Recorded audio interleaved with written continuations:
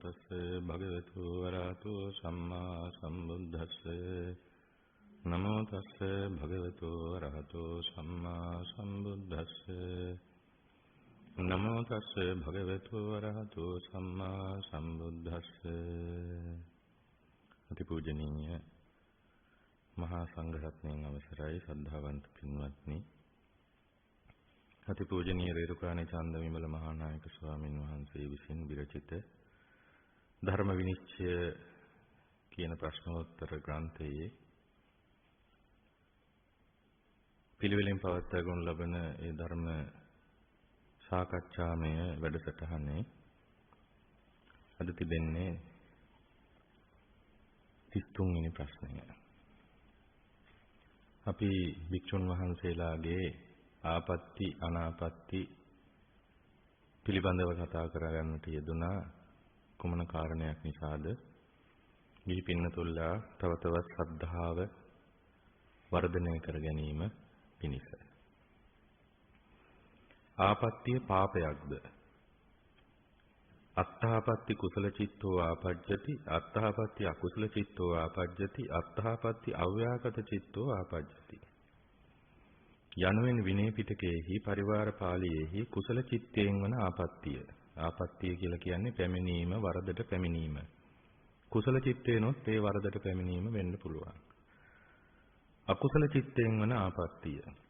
අව්‍යාකෘත චිත්තයෙන් වන ආපත්‍තිය කියා ඇවත් තුන් කොටසක් ඇති බව වදාරා තිබේ. එතකොට බුදුරජාණන් වහන්සේ භික්ෂු සංඝයාට ඇවත් පනවා වදාළා තිබෙන තැන්වලදී ඒ ඇවත් තුන් ආකාරයකින්ම බුදුරජාණන් වහන්සේ පනවා වදාළා තිබෙනවා. එතකොට විනය ක්‍රමය කියන්නේ එක ක්‍රමයක්. ධර්ම ක්‍රමය කියන්නේ එක ක්‍රමයක්.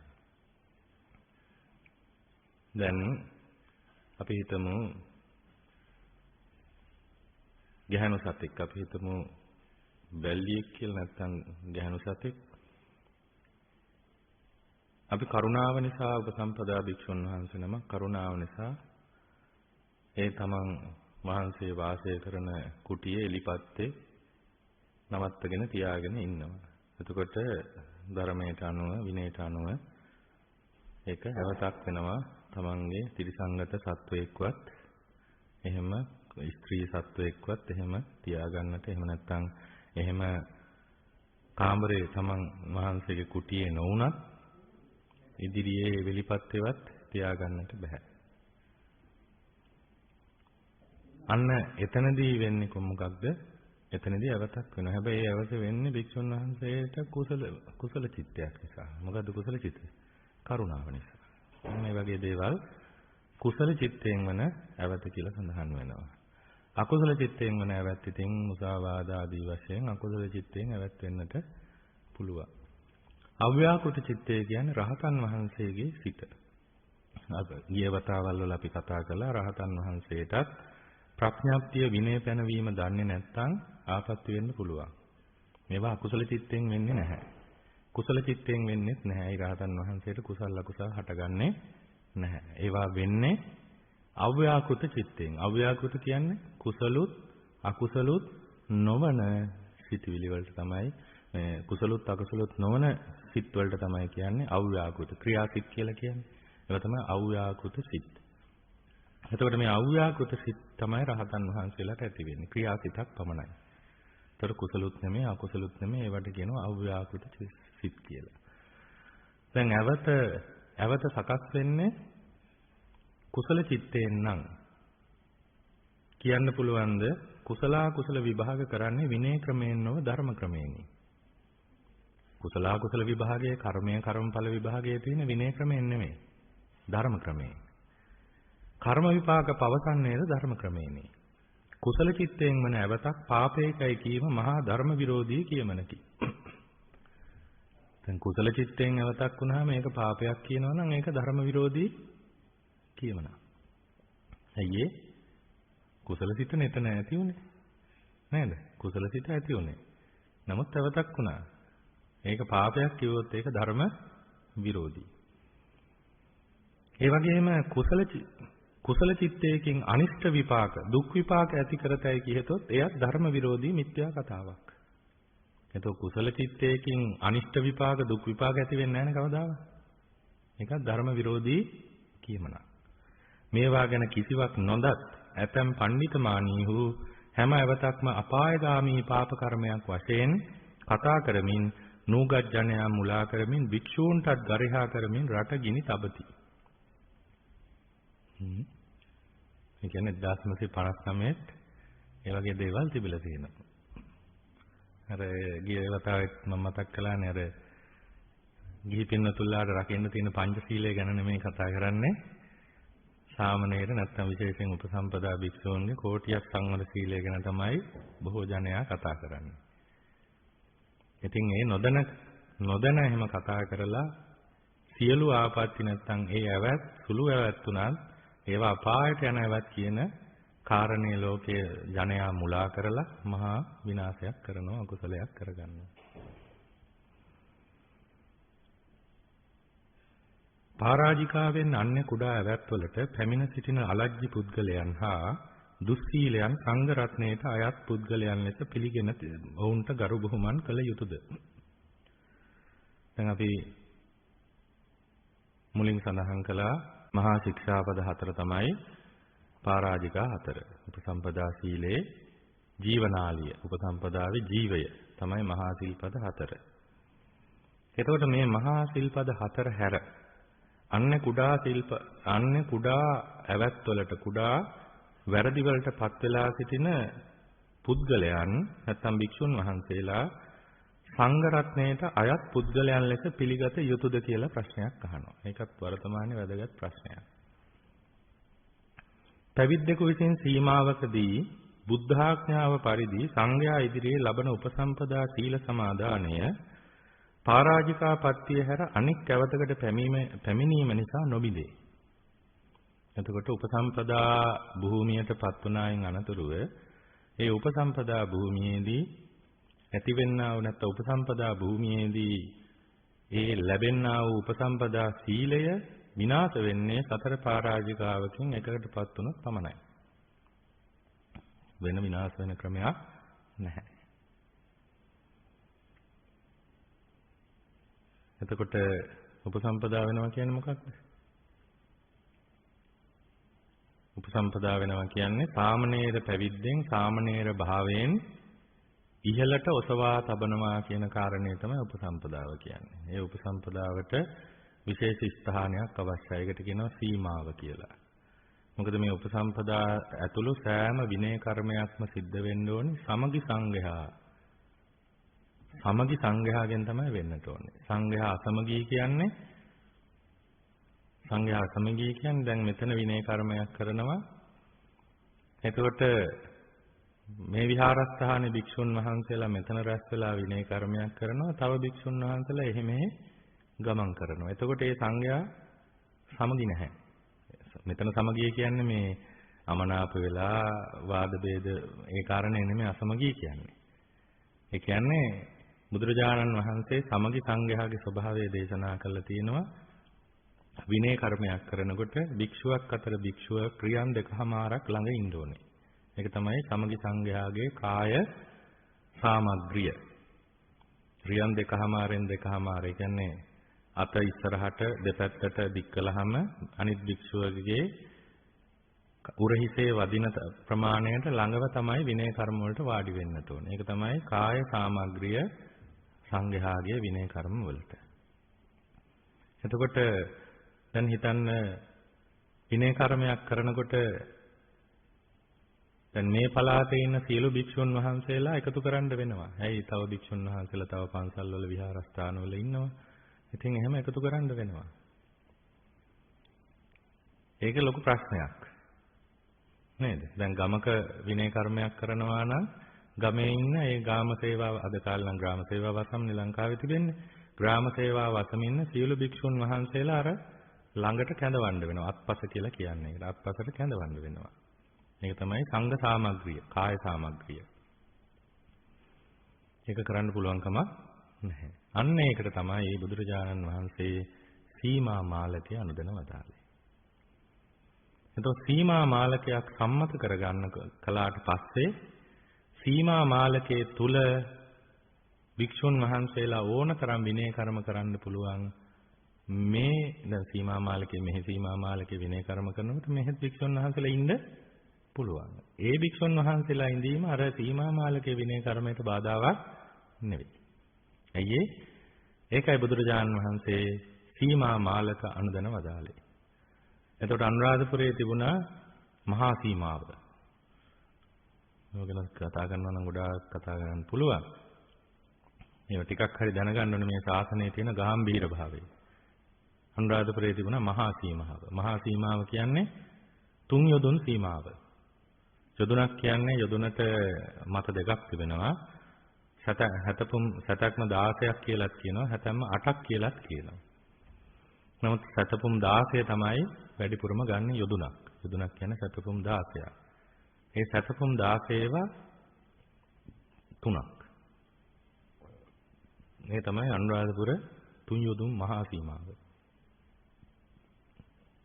මිහිඳු මහරහතන් වහන්සේ වැඩම කරලා විනය කර්ම කිරීම සඳහා දේවානම් පිටිස්ස රජු. එතකොට ලංකාද්වීප බුද්ධ ශාසනය පිහිටලා නැහැනේ.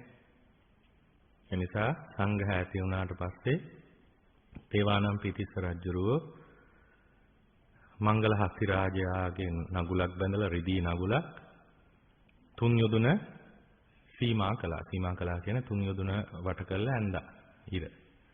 ඊට පස්සේ තුන් යොදුන් සීමාව හඳුනා ගන්නට සීමා නිමිති ගල් ඒ වගේම පර්වත මේවා තමයි. ඒ කියන්නේ මේ ඇතුලෙන් තමයි සීමාව කියන සීමා නිමිති. දැන් මේ තියෙන ගල් අට දිශාවට නේද? ඒ තමයි සීමා නිමිති. ඒක ඇතුලේ තමයි සීමාව.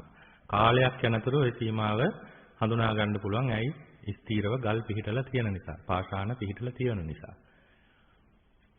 හැබැයි පාෂාණ අතුරුදහන්, ඒ කියන්නේ පාෂාණ අනාගතයේට විනාශ වුණත් ඒ සීමාව විනාශ වෙන්නේ නැහැ. ඒ සීමාව බුද්ධ ශාසනයේ අතුරුදහන් වන තුරුම පවතිනවා. ඒක තමයි සංඝාඥාව. සංඝයාගේ බලය බුදුරජාණන් වහන්සේ අනුදැන වදාළ. ඒ සීමාව අයින් කරන්න පුළුවන්. ඒකත් පුළුවන් භික්ෂුන් වහන්සේලාටමයි කර්ම වාක්‍යයෙන් අර අත්පසරියන් දෙකමාරක් ළඟට ඇවිල්ලා මුළු සීමාවෙම භික්ෂුන් වහන්සේලා වැඩ ඉඳගෙන කර්ම වාක්‍යයක් තියෙනවා. ඒක කිව්වම සීමාව අයින් වෙනවා. එතකන් එහෙම සීමාව ඇති කරන්න බෑ. ඉතින් තුන්යුදුම් මහා සීමාව මිහිඳු මහරහතන් වහන්සේ ඇතුළු මහා සංඝයා සම්මත කළා. ඒතකොට තුන්යුදුම් මහා සීමාවට ඔය අටම ස්ථානෙම ඇතුළත් වෙනවා.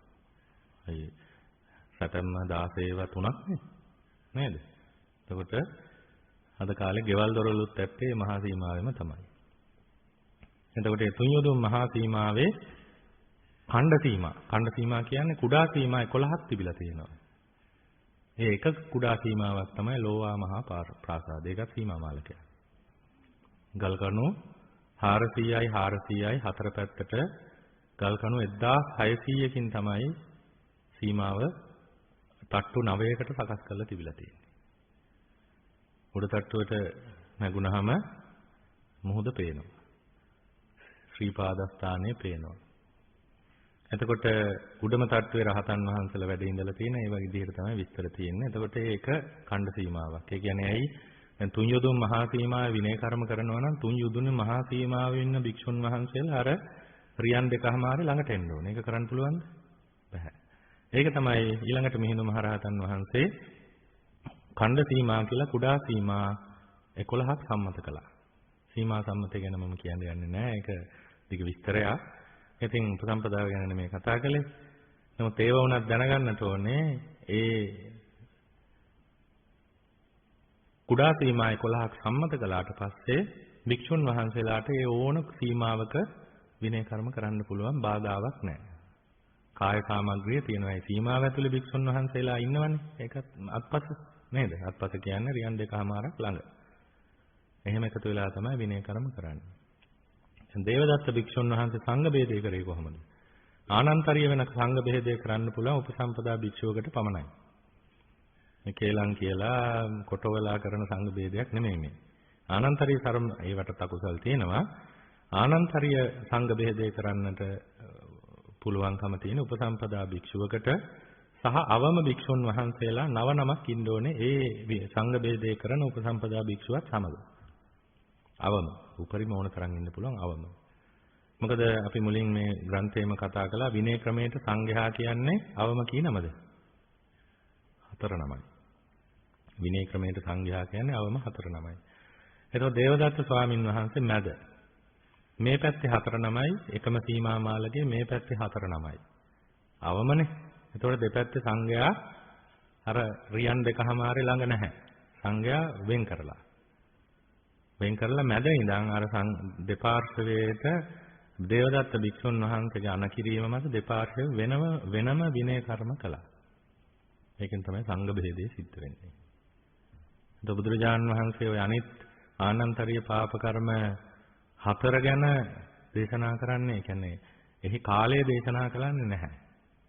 නමුත් සංඝ බේද විනය කර්මය, සංඝ බේදයේ ආනන්තරීය කර්මය අනිවාර්යයෙන්ම කල්පයක් නිරේ කියලා දේශනා කරලා තියෙනවා විශේෂයෙන්. අනිත් 4 ගැන මේ කාල නියමයක් නිරේ ඉන්න කාල නියමයක් දේශනා කරලා නැහැ. සංඝ බේදය අනිවාර්යයෙන්ම කල්පයක් නිරේ, මහා කල්පයක් නිරේ කල්පයක් නිරේ කියලාම අසංඛ්‍ය කල්පයක් නිරේ කියලාම දේශනා කරලා තියෙනවා. අසංකල්ප නෙමෙයි අන්තක් කල්පයක් නිරේම කියලා දේශනා කරලා තියෙනවා. ඒ කියන්නේ මිනිස්යාගේ පරමාර්ථ අවුරුදු 10ට බහැලා 10 ඉඳන් අසංඛ්‍යයට වර්ධනය වෙලා අසංඛ්‍යයේ ඉඳන් නැවත 10ට බහින කාලය ආයුෂ් කාලය. මේ අන්තක් කල්පයක් නිරේ. ඒ විදිහට තමයි සඳහන් වෙන්නේ. එතකොට ඒක තමයි විනය කර්මයට සංඝ සාමග්‍රිය අවශ්‍යයි. එතකොට සීමා මාලකයක් සම්මත කරන ආකාරයත් අපි කෙටියෙන් දැනගන්නට සුදුසුයි. ග්‍රාම සේවා වසමක් ගත්තොත්, ගම්මානයක් ගමක් කියන කාරණය ගත්තොත්, ඒ ගමේ ඉන්න සියලු භික්ෂුන් වහන්සේලා ඉසල සීමාවට බිමක්, සුදුසු බිමක් සොයාගෙන ඒ සියලු භික්ෂුන් වහන්සේලා ඒ සීමාවට රැස් වෙන්න, සීමාවට කියන්නේ ඒ ස්ථානට රැස් වෙන්න ඕනේ. එහෙම රැස් වෙන්න බැරි නම් ඒ ගමේ ඉන්න සියලු භික්ෂුන් වහන්සේලාගේ කැමැත්ත ගේන්න ඕනේ. අපි මෙහෙම සීමාවක් සම්මත කරනවා. එනිසා ඒ සීමාව සම්මත කිරීමට කැමැත්ත දෙන්න කියලා ඒ ගමේ ඉන්න සියලු භික්ෂුන් වහන්සේලාගේ කැමැත්ත ගේන්නට ඕනේ. එහෙම නැත්නම් අත්පසට නැත්නම් රියන්දිකහමාරේ ළඟට එන්න ඕනේ. ඒ සීමාව සම්මත කරන අවස්ථාවේ ඒ ගමට කිසිම භික්ෂුන් වහන්සේ නමක් ඇතුල් වෙන්න බෑ. ඇයි? ඇතුල් වුණොත් මෙතනට එන්න ඕනේ. නැත්නම් ඡන්දෙ ගන්න ඕනේ. ඉතින් ලංකාවේ සීමා සම්මත කරන්නේ වර්තමානයේ රාත්‍රී කාලේ. ඒ ග්‍රාම සේවා වසමේ වටේටම ආරක්ෂක නැත්නම් පොලිසියෙන් හරි එහෙම දාලා තමයි සම්මත කරන්නේ. එන බස් වෙනවා නම් පාර ඒව නවත්තලා වික්ෂුන් වහන්සේලා වැඩ ඉන්නවද කියලා බලලා වික්ෂුන් වහන්සේලා වැඩ ඉන්නවා නම් ඡන්දේ කැමැත්ත අරගෙන වික්ෂුන් උපසම්පදා භික්ෂුවක් එතනට ගිහිල්ලා ඒ විදිහට තමයි ලංකාවේ සීමා සම්මත කරන්නේ. ඒක ලේසි පාසු වැඩක් නෙවෙයි. ඇයි සියලු ඒ ගමේ ඉන්න සියලු භික්ෂුන් වහන්සේලා අර අතන්ට එන්න අවශ්‍ය නිසා. ඉස්සල්ලාම කරන්නේ මුලින්ම දැන් 5000ක් කල මේ බුද්ධ ශාසනයට වයස වසර 2603යි. මිහිඳු මහරහතන් වහන්සේ වැඩියට පස්සේ 2500 2300 ගණනක් ලංකා බුද්ධ ශාසනය, අපි ලංකාව ගැන කතා කරලා ලංකා බුද්ධ ශාසනය ආයුෂ. නැත්නම් ලංකා බුද්ධ ශාසනය අවුරුදු 2300 ගණනක් පැරණි. ඒ නිසා සීමාවක් පිහිටි නොපිහිටි තැනක් අපිට හොයන්න අමාරුයි. අපි දන්නේ නැහැ. නමුත් සීමාවක් උඩ සීමාවක් සම්මත කරන්න බෑ. අපි නොදැනුවත්ව මෙතන සීමාවක් සම්මත කළාත් ඒ පැරණි සීමාවක කොටසක් හරියකට ඇතුල් වෙලා තියෙනවා නම් මේ සම්මත කරන සීමාවක් වෙන්නේ නැහැ. එතකොට සීමාවක් නොවන සීමාවක් නොවන අපි කියන අසීමාව කියලා ඒ සීමා මාලකයේ විනය කර්ම කරාට ඒ විනය කර්ම පිරිසුදු වෙන්නේ නැහැ. ඇයි? ඒක සීමාවක් නෙමෙයි නිකම් බිමක්. එතකොට වටේ පිටේ ඉන්න භික්ෂුන් වහන්සේලා සීමාව තුල නෙමෙයි, අත ළඟ නෙමෙයි, අත්පස නෙමෙයි ඉන්නේ. තේරුණා නේද? එතනනේ. ඒ නිසා එය විනය කර්ම හරියට සිද්ධ වෙන්නේ නැහැ. ඒ නිසා බුදුරජාණන් වහන්සේ අනුදැන වදාලා මුලින් සීමාවක් සම්මත කරනවා නම් ඒ සීමාව පරණ සීමාවක් තිබ්බොත් කියලා හිතලා ඒක ඉවත් කරන්න. ඒකට කියනවා සමෝහනනය කියලා. උගුලවන්න. එතකොට ඒ උගුලවන්න ස්වාමින් වහන්සේලා දැන් අපි හිතමු මේ ශාලාවම සීමාවක් කියලා. රියන් දෙකහමාර හිටගෙන බොහෝ දුරට සීමාව සමෝහනය කරන්න හිටගෙන රියන් දෙකහමාර ස්වාමීන් වහන්සේලා 29ක් ඉන්නවා නම් 29ක් ක්‍රියන් දෙකමාරේ දුර ප්‍රමාණයට හිට ගන්නවා. කොනකි පටන් ගන්න. හිටගෙන කර්ම වාක්‍ය දෙකක් තියෙනවා. ඒ කර්ම වාක්‍ය දෙක දේශනා කරාම ඒ කොටස සීමාව ඉගිලෙනවා. ඉගිලෙනවා කියන්නේ උගුල්ලනවා. ඒ කොටස ඉගුල්ලනවා. ඒ කොටස ඉවරයි එතකොට. එතන සීමාවක් තිබ්බනම් ඒ කෑල්ල පිරිසිදුයි. ඊළඟට ඒ 29 ඕක අපි හුණු වලින් හරි මේ බිත්ති වල ගන්න හුණු කුඩු තියෙන්නේ. ඒ හුණු කුඩු වලින් හරි මාක් මේ සලකුණක් දා ගන්නවා. එහෙම නැත්නම් ලී වලින් හරි මොන හරි සලකුණක් දාලා මේ පැත්තට ආයි ඊටු ටිකට. ආයි 29 ඉඳලා ආයි කියන. ඉතින් ලොකු සීමා මාලකයක් නම් රැය එළි වෙනකම්ම තියෙනවා. ඉතින් අර සීමාවේ සම්පූර්ණයෙන්ම ඉඩකඩ ප්‍රමාණය අවසන් වනතුරු අර භික්ෂුන් වහන්සේලා 29 නම් ඉන්නේ. භික්ෂුන් වහන්සේලා ගොඩක් වැඩ ඉන්නවා නම් වැඩේ ලේසි. 29 නම් ඉන්නේ. 29 ඒ කොටුවෙන් කොටුව ඒ කර්ම වාක්‍ය දෙක කියලා සමෝහණය කරනවා. මිහිඳු මහරහතන් වහන්සේ මහා සීමාව තුන් යොදුන් මහා සීමාව සම්මත කරනකොට සමෝහණයක් අවශ්‍ය නැහැ. ඇයි ඒ? බුද්ධ ශාසනයක් තිබුණේ නැහැ.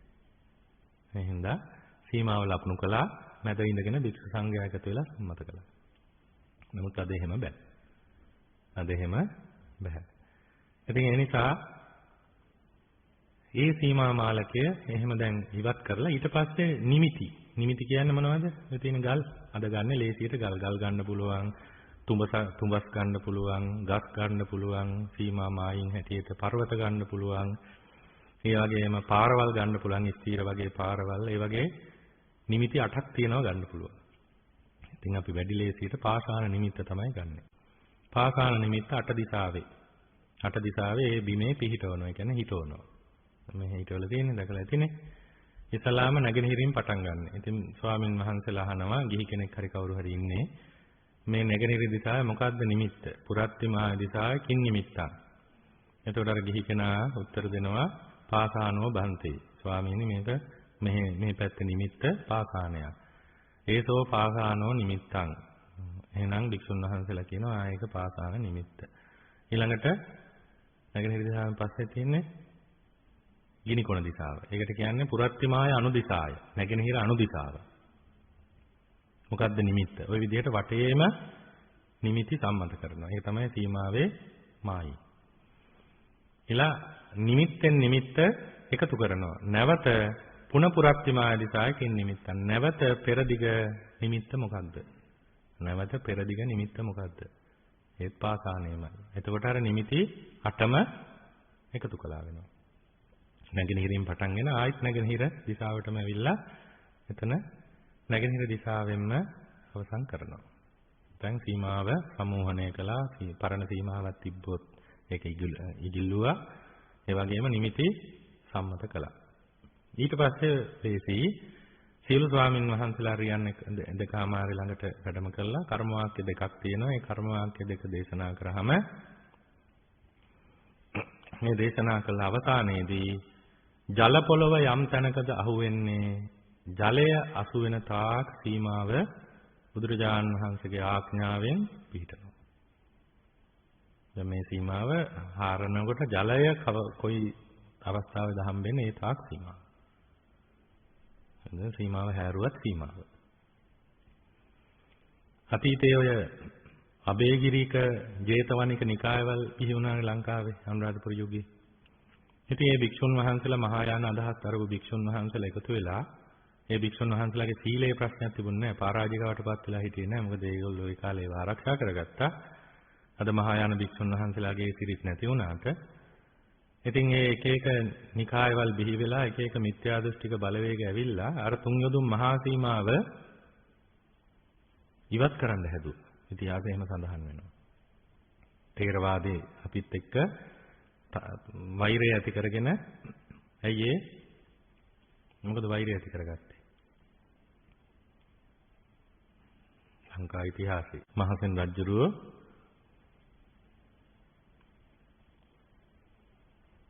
තමන්ගේ අයියා කවුද? මහසෙන් රජුරුවන්ගේ අයියා නෙමෙයි. මහසෙන් රජුරුව සම්පූර්ණයෙන්ම මහා විහාරයේ උඳු වැපරිවුවා. මහා විහාරේ පොළොවට සමතලා කළා. ඇයි ඒ අර මිත්‍යා දෘෂ්ටික නිකායන් පිළිගෙන. එතකොට අන්න ඒ කාලේ භික්ෂුන් වහන්සේලා එකතු වෙලා අර මිහිඳු මහරහතන් වහන්සේ සම්මත කළ තුන් යොදුන් මහා සීමාව උගුලවන්න හැදුවා. ඒක රහතන් වහන්සේලා වැඩ හිටියා. රහතන් වහන්සේලා මොකද කළේ? 이르දියෙන් පොළොව යට ගිහලා හිටියා. එතකොට මොකද්ද වෙන්නේ? රියන් දෙකමාරේ කාය සාමග්‍රිය නැහැ. එහෙනම් කොච්චර උගුලවන්න හැදුවත් සීමාව උගුලවන්න බෑ. කොච්චර උගුලවන්න හැදුවත් සීමාව උගුලවන්න බෑ. ඒ නිසා මේ විදිහට තුන් යොදුන් සීමාව තාම රැකලා තියෙනවා. නමුත් නිමිති හොයාගන්න බෑ. නමුත් තුන් යොදුන් සීමාව තාම රුවන්වැලිසෑය, තූපාරාමය, මිරිසවැටිය ඔය ඔක්කොම වට කරලා තුන් යොදුන් සීමාව තාම තිබෙනවා. එතකොට මේ විදිහට තමයි සීමාවක් සම්මත කරන්නේ. එතකොට උපසම්පදා විනය කර්ම බොහෝ දුරට කරනවා මේ වගේ ගොඩ සීමාවලත් කරනවා. තවත් සීමා වර්ගයක් තියෙනවා. සීමා වර්ග ගොඩක් තියෙනවා. ජලයේ වතුරේ දැකලා ඇතිනේ නේද? ඒවට කියනවා උදුගුක්කේප සීමාව කියලා. උපසම්පදා විනය කර්ම බොහෝ දුරට කරනවා ඔය ජලයේ සීමාවල, ජල සීමාවල. ජල සීමාවල අර විදිහට සම්මත කරන්නේ නැහැ. ස්වභාවික ජල කඳක් නැත්නම් ස්වභාවික ගංගාවක් හෝ ස්වභාවික එකක් වෙන්න ඕනේ, වැවක් වෙන්න බෑ. ගිහිල්ලා හතර පැත්තට වතුර විසි කළා දිශා හතරට සීමාවක් මෙතන ඉඳන් මෙතන සීමාවක් කියලා සම්මත කරගන්නවා. ඒක තමයි ජල සීමාව. ඉතින් බොහෝ උපසම්පදාවල් කෙරෙන්නේ මේ ජල සීමාවේ. ඒ වගේම ගොඩ සීමාවලත් කෙරෙනවා. දැන් සීමා සම්මතය ගැන යම් ප්‍රමාණයක් දැනගත්තා. ඊළඟට උපසම්පදා වෙන හැටි අහලා තියෙනවද? නෑනේ, දැකලා නෑනේ නේද? මේකත් දැනගන්නකො. මේ ශාසනයේ තියෙන බුදුරජාණන් වහන්සේ අනුදැන වදාළ ක්‍රමයටම අද උපසම්පදාව සිද්ධ වෙනවා. ඉතින් උපසම්පදා සීමා මාලකේ අපි ගමු. මේ සීමා මාලකේ ගංගා මැද හෝ ගොඩ සීමාවක ප්‍රධාන ආසනයේ වැඩ ඉන්න උපාධ්‍යයන් වහන්සේ. ඒ තමයි ශාසනයේ තාත්තා. උපාධ්‍යයන් වහන්සේ.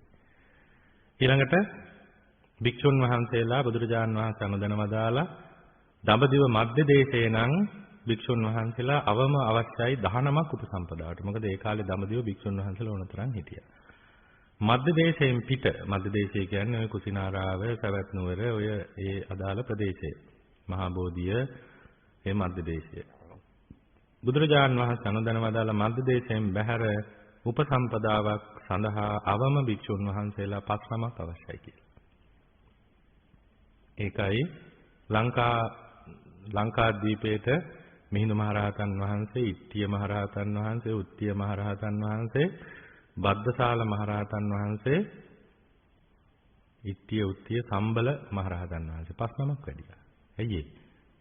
දඹදිව මන්ත දේශයෙන් පිට උපසම්පදාව පිහිට ගන්න. සුමන සාමණේරයන් වහන්සේ වඩම්වාගෙන පැමිණියේ මොකටද? උපසම්පදා වෙන හැටි ලාංකිකයන්ට පෙන්වන්න. බණ්ඩුගුපවාසතුමා එකගෙන ආවේ ඇයි? මහාන කරන හැටි පෙන්වන්න. ඒ ඔක්කොම රාජකීය පිරිස. ලංකාවට විතරක් විශේෂයෙන් අනිත් රටවල් 9කට ධර්මාශෝක අධිරාජ රටවල් 8කට තවත් මේ දහම යවුවා රහතන් වහන්සේලාම.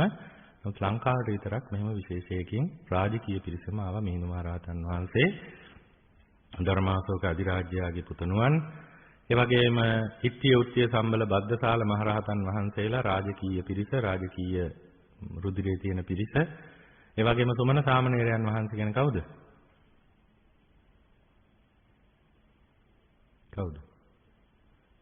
සංඝමිත්තා මෙහෙණින් වහන්සේගේ ගිහි කල පුතුණුවන්. සංඝමිත්තා මෙහෙණින් වහන්සේ අග්ගි බ්‍රහ්ම කුමාරයාත් බ්‍රාහ්මණ කුමාරයාත් එක්ක විවාහ වෙලා හිටියේ. එතකොට අග්ගි බ්‍රහ්ම කුමාරයා බ්‍රාහ්මණ කුමාරයා ගිහිගේ අතහැරලා පැවිදි වෙලා රහත් වුණා. ඊට පස්සේ තමයි සංඝමිත්තාව ධර්මාශෝක අධිරාජ්‍යයාගේ නියමයෙන් පැවිදි වුණේ. එතකොට පුතත් පැවිදි වුණා. ඒ තමයි සුමන සාමණේරයන් වහන්සේ.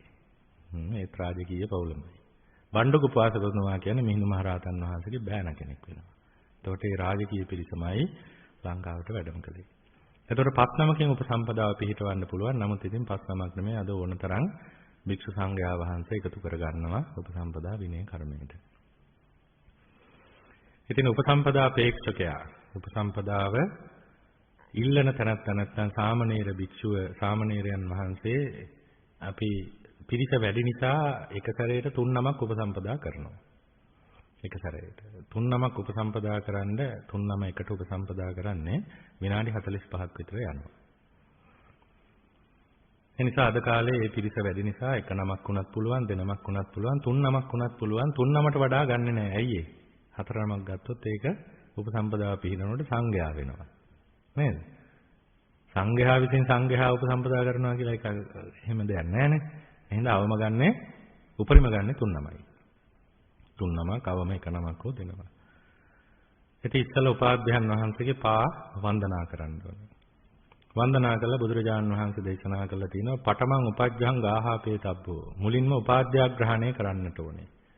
මුලින්ම ශාසනික පියා සම්මත කරගන්න ඕනේ. ඉතින් ඒ උපසම්පදා අපේක්ෂකයන් වහන්සේලා උක්කුටිකෙන් ඉඳගෙන වැඳගෙන උපජ්ජායෝ මේ බන්තේ හොයි ස්වාමීනි මට උපාධ්‍යාය වෙන්න. ඒ උපාධ්‍යයන් වහන්සේ පතිරූපං කියලා පිළිගන්නවා සුදුසුයි කියලා. සාදු ඕකාස සම්පටිච්ඡාමි. සාදු මම එය පිළිගැනීමි කියලා උපසම්පදා අපේක්ෂකයන් කියනවා වගේ 3 සැරයක් උපාධ්‍යාග්‍රහණය කරනවා. එතකොට උපාධ්‍යයන් වහන්සේගේ අපවත් වීම දක්වා හෝ තමන්ගේ අපවත් වීම දක්වා හෝ ඒ උපාධ්‍යයන් වහන්සේ තමයි දිගටම උපාධ්‍යයන් වහන්සේ. ඒ උපාධ්‍යයන් වහන්සේ.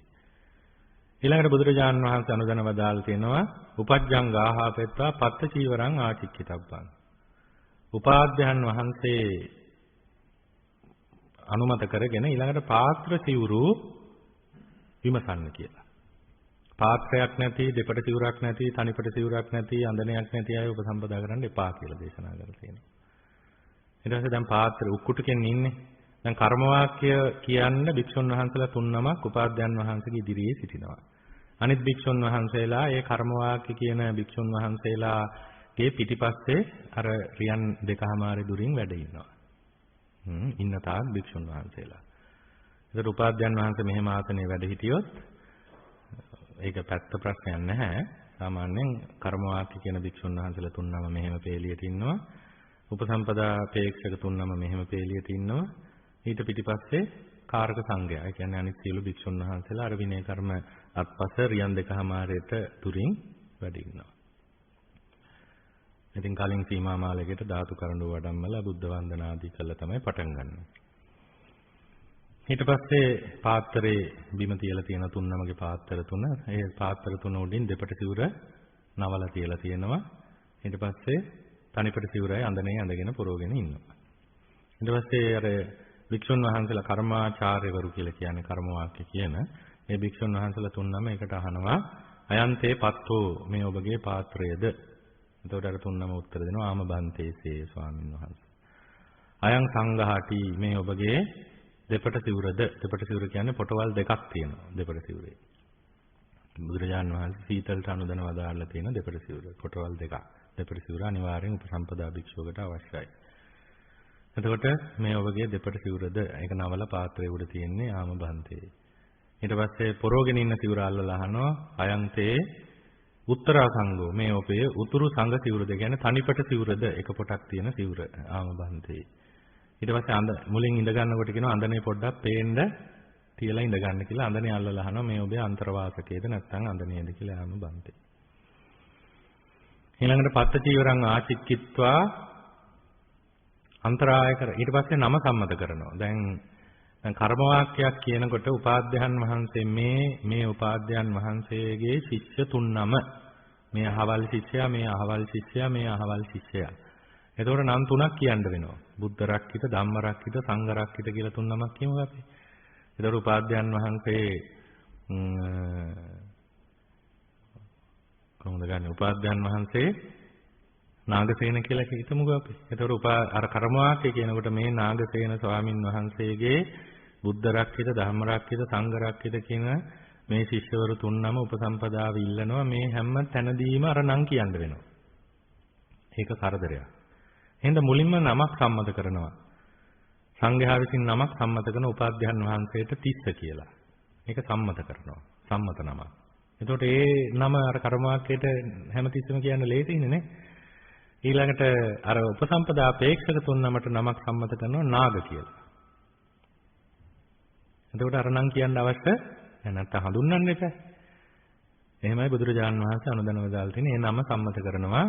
බුදුරජාණන් වහන්සේ අනුදැනව දාලා තියෙනවා. කැමති නම් නමක් සම්මත කරගන්න පුළුවන්. විනය පිටකේ තියෙනවා. ඒ නම සම්මත කරනවා. ඒක ලේසි. ඊට පස්සේ අර නාගයෙක් මහාන වෙලා උපසම්පදලා මතකයි නේ අහලා තියෙනවනේ. නාග වේශයෙන් ඇවිල්ලා මේ මනුස්ස වේශයෙන් ඇවිල්ලා මහාන වෙලා ඉන්නකොට නාගයෙක් බවට පත් වෙලා භික්ෂුන් වහන්සේලා බය වෙලා බුදුරජාණන් වහන්සේ ළඟට ගියාම බුදුරජාණන් වහන්සේ නාග කියන්නේ තිරිසන් දිව්‍ය නාග වුණා. ඒ නිසා ඔබලාට පැවිදි දම් පුරන්න බෑ කියලා ඊට පස්සේ විමසන්න කියලා දේශනා කළානේ. ඒ වගේ කාරණා 13ක් විමසන්න ඕනේ. අන්තරායිකර ධර්ම විමසන්න කියලා. ඒවා ලැජ්ජාසහගත දේවල් ඔය කුෂ්ඨ ආදී වශයෙන් ඒ නිසා සංඝ පිරිසෙන් ඈත් කරලා විසඳන්න කියනවා. මුලින්ම.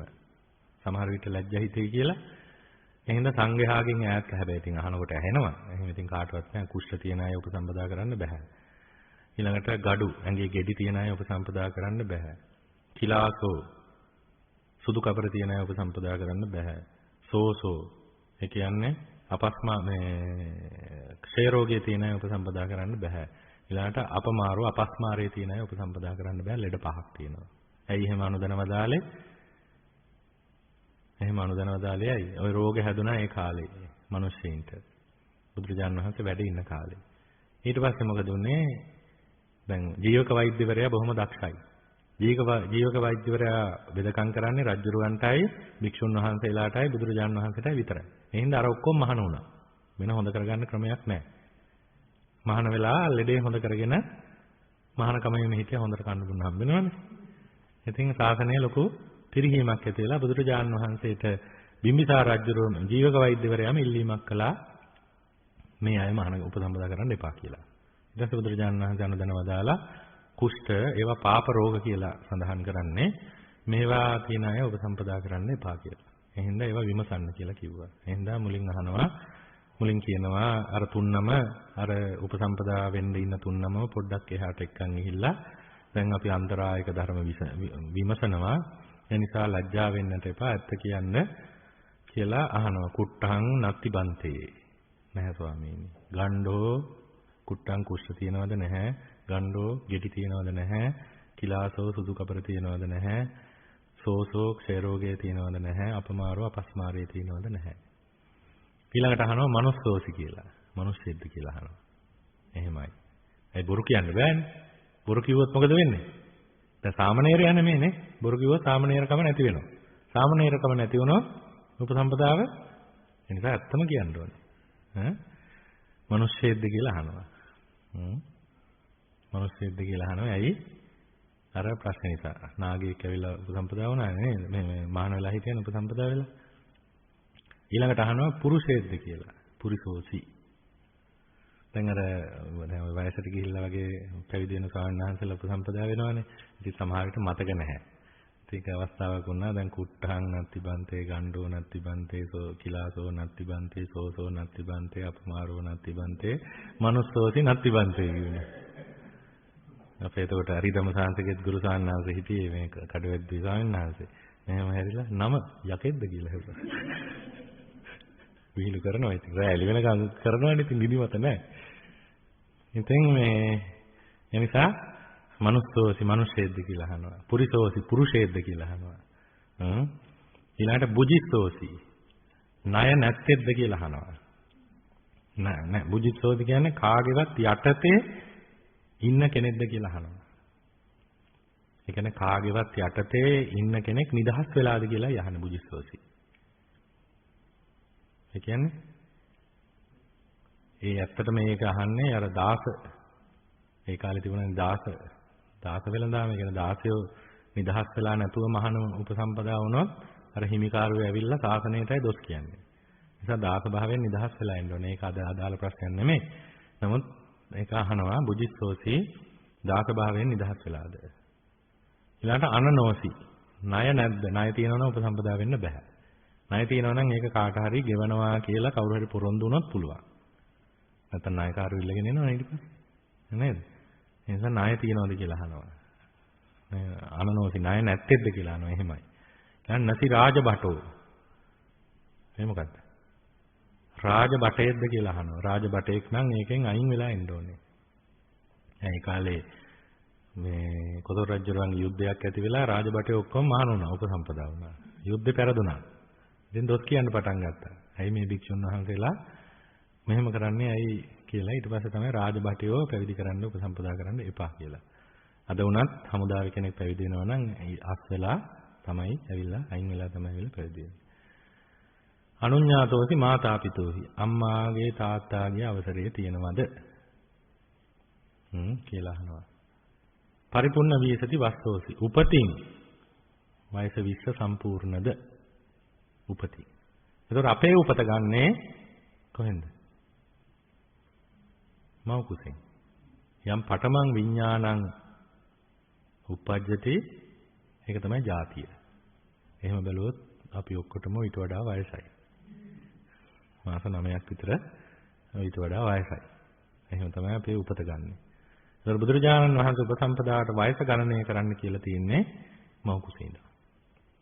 ඒතකොට 19යි මාස 2කින් 3කින් විතර උපසම්පදා වෙන්න පුළුවන්. ඇයි තවත් කාරණයක් තියෙනවා. බුදුරජාණන් වහන්සේ කාලේ 31 මාස තිබුණේ නැහැ නේද? දැන් මේ ඉංග්‍රීසි ක්‍රමයට 31 මාස තියෙනවා. බුදුරජාණන් වහන්සේ කාලේ තිබුණේ චන්ද්‍ර මාස ක්‍රමය. සූර්යාගේ මාස ක්‍රමයක් තිබුණේ නැහැ චන්ද්‍ර මාස ක්‍රමය. මම එක දවසක් කියලා දුන්නා පොය හැදෙන හැටි. ඒ චන්ද්‍ර මාස ක්‍රමය තමයි බුදුරජාණන් වහන්සේ කාලේ තිබුණේ. ඒතකොට චන්ද්‍ර මාස ක්‍රමයේ තියෙන්නේ දවස් 30 දවසුයි 29 දවසුයි විතරයි. 29 මාසයි 30 මාසයි විතරයි චන්ද්‍ර මාස ක්‍රමෙන් තියෙන්නේ. 31 ඒවා නැහැ. එතකොට එහෙම බැලුවොත් අවුරුදු 19ට 31 ඒවා අවුරුද්දකට 7ක් තියෙනවා දවස්. නේද? එතකොට 7 වරක් 19 එතනම මාස 3ක් විතර තියෙනවා. එහෙනම් ඊටත් කලින් උපසම්පදා වෙන්න පුළුවන්. එතකොට ඒ විදිහට තමයි උපසම්පදාව පරිපූර්ණ වීසති වස්සෝති උපතින් විසිවය සම්පූර්ණද ආම බන්ති. කිං නාමෝසි නම මොකද්ද කියලා අහනවා. එතකොට කියන්න ඕනේ අර නම. මොකද්ද? අහම් බන්තේ නාගෝ නාම. මගේ නම නාග. කෝ නාමෝතේ උපජ්ජහායෝ. ඔබගේ උපාධ්‍යයන් වහන්සේ කවුද? මගේ උපාධ්‍යයන් වහන්සේ තිස්ස. ඊට පස්සේ අර තුන්නම අතන තියලා දැන් ඒ තුන්නම පාත්‍ර කරේ දාගෙන දෙපට සිවුර කරේ දාගෙන වැඳගෙන ඉන්නවා. ඒ ආයතම දැන් අර කර්ම වාක්‍ය කිව්ව ස්වාමීන් වහන්සේලා තුන්නම ඇවිල්ලා ඉඳගෙන දැන් සංඝයාට කියනවා අපි අහවල් උපසම්පදාපේක්ෂක නාග කියලා තුන් සැරයක් කියනවා. තුන් දෙනෙක්නේ. අහවල් උපසම්පදාපේක්ෂක තුන්නමගෙන් ප්‍රශ්න විචාරන්නට යෙදුණා. ඒ හින්දා දැන් සංඝ මැදට ගෙනල්ලා ප්‍රශ්න විචාරන්න තමයි දැන් තියෙන්නේ. ඔක්කොම කියන්නේ පාලියෙන් කර්ම වාක්‍ය වලින් කියනවා කියලා ඊට පස්සේ ළඟට අඬ ගහනවා. ආගච්ඡාහි කියලා ළඟට එන්න කියනවා. ඊට පස්සේ ළඟට ඇවිල්ලා අර විදිහටම වැඳලා අර විදිහට මුක්කු ටිකෙන් ඉන්නකොට දැන් එතන ඉඳන් සංඝයාගේ මැද අර ප්‍රශ්න 13ම ආයිත් අහනවා. දැන් එතකොට අන්තරායික ධර්ම විමසලා ඉවරයි, උපාධ්‍යක් ග්‍රහණය කරලා ඉවරයි, පාත්‍ර සිවුරු විමසලා ඉවරයි. දැන් ඊට පස්සේ අනුශාසනාවක් කරන උපාධ්‍යයන් වහන්සේ හෝ අනුමත කරපු වැඩිහිටි ස්වාමීන් වහන්සේ නම දැන් මේ කර්ම ඊළඟට උපසම්පදාව ඊට කලින් මට අමතක වුණා මුලින්ම උපාධ්‍යක් ග්‍රහණය කළා පාත්‍ර සිවුරු විමසලා ඊට පස්සේ අන්තරායික ධර්ම විමසලා ඊට පස්සේ අන්තිමට තමයි උපසම්පදාව ඉල්ලන්න ඕනේ. උපසම්පදාව ඉල්ලන්න ඕනේ. කොහොමද ඉල්ලන්නේ? සංගම් බන්තේ උපසම්පදා යාචාමි මහා සංඝ රත්නයේ අවසරයි මම උපසම්පදාව ඉල්ලනවා. උල්ලුම්පතු මම් බන්තේ සංඝෝ අනුකම්පං උපාදාය. මාව සාමණේර භාවයෙන් උගුලුවා ශ්‍රේෂ්ඨ භූමියේහි පිහිටන සේක්වා අනුකම්පාවෙන්. මම තුන් සැරයක් ඉල්ලන්න ඕනේ. ඊට පස්සේ තමයි වැඩිහිටි ස්වාමීන් වහන්සේනම අනුශාසනා කරනවා. දැන් ආයසතුන් වහන්සේ දැන් දුර්ලභ බුද්ධ ශාසනයේ ඉතින් ඒක මේ රිදම් සංසයම වැඩි ඉන්න කාලේ ලස්සන පිටින් අනුශාසනා කරන දුර්ලභ බුද්ධ ශාසනය තියෙන කාලේ දැන් ඔබට කෝටියක් සංවර සීලයේ මේ මහා සංඝයා කර්ම වාක්‍ය ප්‍රකාශ කිරීමෙන් අනතුරුව පිහිටනවා බුද්ධ ආඥාවෙන්. ඒ නිසා ආය දිවි හිමියෙන් ආරක්ෂා කරගන්න ආදි වශයෙන් අනුශාසනාවක් කරනවා. ඇඟ හිරිවැටෙන නේද? රෝමෝද්ගමණය වෙන අනුශාසනාවක් ලැබෙනවා. නේද? විශේෂ අවස්ථාවක් නේද? දුර්ලභ බුද්ධ ශාසනයේ දුර්ලභ උපසම්පදා ලැබෙන අවස්ථාව. ඊට පස්සේ තමයි මහා සංඝයා අර තුන්නම බුදුරජාණන් වහන්සේ දේශනා කරපු උපසම්පදා කර්ම වාක්‍ය දේශනා කරනවා. අද කාලේ මම අහලා තියෙනවා දැකලා නැහැ නීතිය තියෙනව නේද? දැන් අහවල් ඉඩම් නඩුවකදී නම් අහවල් ඉඩමේ අහවල් සීමාවේ අහවල් සීමා මායින් තුල තියෙන ඉඩමේ අයිතිකරුවන අහවලා කියලා ඔහොම කියනවනේ නඩු වාර්තාවල. කියලා ආයි ඒක කියන්න වුණොත් ආයි කියනවනේ අර ටිකම. පෙయ్యලන් දාන්නේ නැහැනේ කෙටි කරන්නේ නැහැනේ නේ. ආයිත් කියනවා මුලින්ද මම අහලා නැහැ මම අහලා තියෙනවා දැකලා නැහැ. ආයිත් කියනවා අහවල් සීමාවේ අහවල් සීමා මායින් වල අහවල් අයිතිකාරයාගේ අහවල් දිසාවේ පිහිට කියලා ආයිත් කියනවා. ආයිත් ඒ ඉඩම හඳුන්වන්න ඕන වුණොත් ආයිත් කියනවා. මම තුන් සැරයක් කියනවා කියලා මම අහලා තියෙනවා. තුන් සැරයක් කියන්නේ ඒ කියන වාරයක් පාසා කියනවා කියලා. එතන නීත්‍යානුකූල බවයි ඒ. ඒ කියන්නේ සුළු දෙයක්වත් වෙනස් වෙන්නේ නැහැ. එහෙනම් කර්ම වාක්‍යයක් තුන් වතාවක් කියනවා.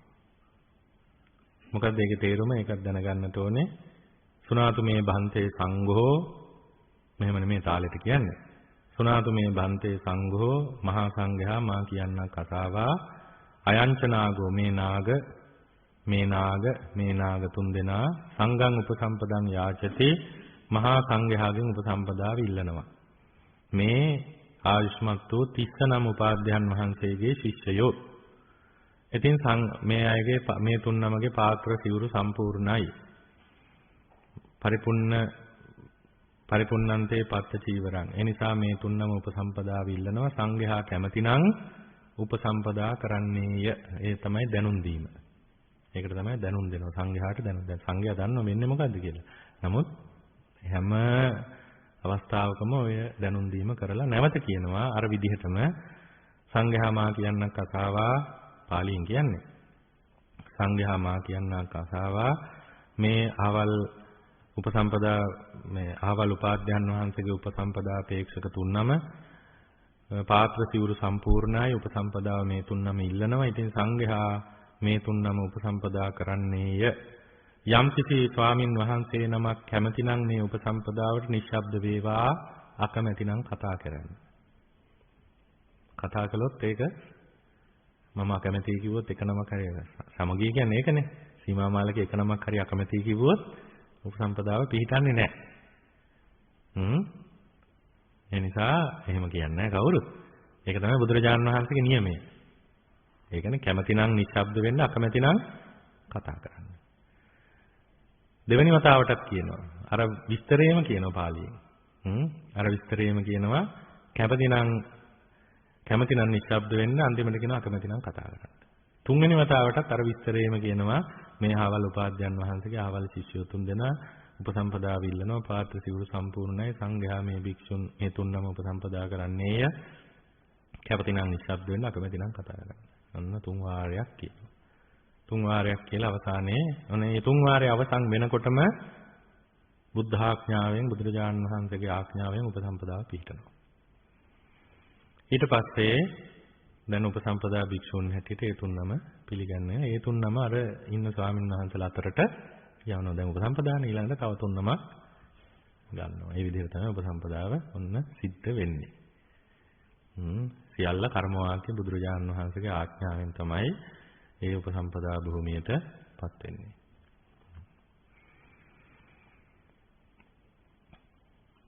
එතකොට ඊට පස්සේ තවත් තියෙනවා ඉවර නැහැ.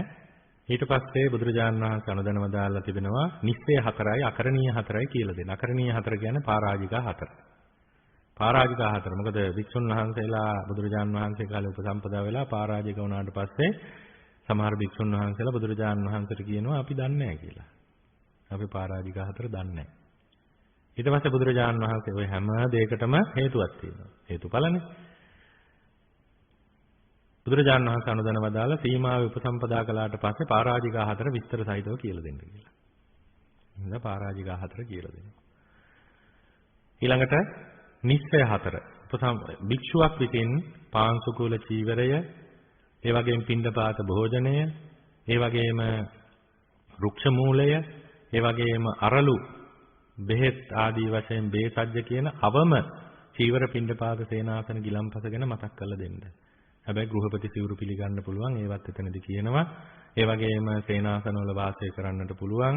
ඒ වගේම ඒවා ඒ ගදායකෙන්ට කුසල් කර ගැනීම පිණිස අනුදැන වදාරනවා කියලා ඒ වගේ පින්ඩපාත ඒ කියන්නේ සලාක දාන විහාරස්ථානට ගෙනල්ලා දෙන දාන ඒවත් පිළිගන්න පුළුවන් ඕන බෙහෙතක් පිළිගන්න පුළුවන් ගිතෙල් ආදී වශයෙන් කියලා දේශනා කරනවා අර අවම සිව්පසයත් එතනදී මතක් කරලා දෙනවා. ඒ වගේම උපසම්පදා වෙච්ච වෙලාව කීවෙනියටද උපසම්පදා වුණේ ඒ දවස ඒ වගේම ඒ දවස වෙලාව ඒ වගේම පුරපක්ෂයේද අවපක්ෂයේද මේව ඔක්කොම උපසම්පදා සාහිතිකේ ලියවෙනවා. ඇයි ඒ කවදා හරි දවසක වයසට ගිහිල්ලා හරි වැඩිහිටිකම හොයාගන්න වෙන්නේ එතනින් තමයි. එකම උපසම්පදාවේ නම් හොයන්න අමාරුයිනේ මතක නැහැනේ නේ කීවෙනියටද උපසම්පදා වුණේ කියලා. ඒකට අපි ඔක්කොම උපසම්පදා වෙච්ච වෙලාව කාලේ ඒ ඔක්කොම ලියනවා. ලේකම් කියලා ස්වාමීන් වහන්සේ නමක් ඉන්නවා. ඒ ස්වාමීන් වහන්සේ ඒ උපසම්පදා වෙන වෙලාවේ තුන් නමක් ඉන්නවා. තුන් නමට සාතික තුනක් ලියනවා. මේක උපසම්පදාව කලේ කවුද? උපාධ්‍යයන් වහන්සේ කවුද? කොතනද උපසම්පදා වුණේ? උපසම්පදා වෙච්ච දවස වෙලාව පුරපක්ෂද අවපක්ෂද වෙලා. ඒ වගේම උපසම්පදා කර්ම වාක්‍ය කිව්ව භික්ෂුන් වහන්සේලා මේ ඔක්කොම නම් ඒක ඔක්කොම ලියවෙනවා. ඒ විදිහට තමයි උපසම්පදාව සිද්ධ වෙන්නේ. එබැවින් පරාජිකාපත්තිය හැර අනික් ඇවතකට පැමිණ සිටින භික්ෂුවක් විසින් කුල පුත්‍රයෙකු පැවිදි කරන්නට යෙදුණහොත් ඒ පැවිද්ද සාර්ථක වේ. එතකොට දැන් ගිහි කෙනෙක්ව පැවිදි කරන්න නම් ඒ පැවිදි කරන භික්ෂුවට උපසම්පදාව තියෙන්න ඕනේ නේද? නැත්නම් උපසම්පදාව නැති කෙනෙක් පරාජිකා වෙච්ච කෙනෙක් ගිහි කෙනෙක් මහාන කළාට ඒ මහානකම පැවිද්ද පිළිටන්නේ නැහැ. එහෙනම් පරාජිකා ශික්ෂාපද 4 ආරක්ෂා කරගෙන අනිත් සියලු ශික්ෂාපද කඩවුණා අර කෙනෙක් පැවිදි කරනකොට ඒ මහානකම පිළිටනවා. ඇයි ඒ මහා සීලය තියෙනවා. එබඳු භික්ෂූන් එකතුව සීමා බන්ධනයක් කළහොත් ඒ සීමාව නියම සීමාවක්ම වේ. දැන් සීමා ගැන කියලා තියෙන හින්දා දන්නවනේ. එතකොට අනිත් සියලු සිල්පද කඩකලත් සතර පරාජිකාව ආරක්ෂා කරගෙන සිටින භික්ෂුන් වහන්සේලා එකතු වෙලා සීමාවක් සම්මත කළොත් ඒක සම්මත සීමාවක් වෙනවා. උපසම්පදා කර්මයක් කළහොත් උපසම්පදා අපේක්ෂකයාට සුද්ධ උපසම්පදාව ලැබේ. උපසම්පදාව කළ භික්ෂූන්ට තිබුණු ඇවත් ඒ භික්ෂූන්ගෙන් උපසම්පදාව ලැබූ තැනැත්තාට නොවේ. එහෙම යන්නේ නැහනේ. එතකොට විනය කර්ම කිරීම ආදී සියලුම විනය කර්ම වලට ඒ භික්ෂූහු සුදුසු වෙති. විනය කර්මවලදී බැහැර කර යුතු වර්ජනීය පුද්ගලයන් 21 දෙනෙක් ඇත්තාහ. විනය කර්මවලදී බැහැර කරන්න ඕන වර්ජනීය පුද්ගලයෝ 21ක් ඉන්නවා. ගිහි කෙනා ළඟ තියාගන්න බෑ විනය කර්ම කරනකොට, ත්‍රිසංසතා ළඟ තියාගන්න බෑ, වික්ෂුණිය ළඟ තියාගන්න බෑ, සාමණේරය ළඟ තියාගන්න බෑ, සාමණේරිය ළඟ තියාගන්න බෑ, පංචානන්තරීය කර්ම කරපු අය ළඟ තියාගන්න බෑ, සංඝයාගෙන් බැහැර කරපු අය ළඟ තියාගන්න බෑ. නපුංසකයෝ ළඟ තියාගන්නට බෑ. ඒ වගේම තීර්ථකාරාමයට පැනලා ගිය අය ළඟ තියාගන්න බෑ. මෙයා තීර්ථකයෝ ළඟ තියාගන්න බෑ. ඔය 21ක් තියෙනවා. ඒ අයව ළඟ තියාගන්න බෑ විනය කර්ම කරනකොට. හැබැයි අලජ්ජි භික්ෂුව කියන්නේ මොකක්ද? පරාජිකා වෙලා නැහැ. නමුත් අනිත් සිල්පද කැඩෙනවා. එයාට කියනවා අලජ්ජි කියලා. නමුත් අලජ්ජි භික්ෂුව සංඝයාගෙන් බැහැර කරන්න කියලා බුදුරජාණන් වහන්සේ දේශනා කළා නෑ. මේ පුන පුනා මේ ස්වාමීන් වහන්සේ කියන්නේ සතර පරාජිකව ආරක්ෂා වෙලා තියෙනවා නම් මේ භික්ෂුව වන්දනීය පූජනීය සංඝයාට අයත් භික්ෂුවක්. කරුණ මෙසේහින් පරාජිකානෝ භික්ෂුවන් කිනම් ඇවතකට පැමිණියත් සංඝ රත්නයට අයත් බව කිය යුතුය.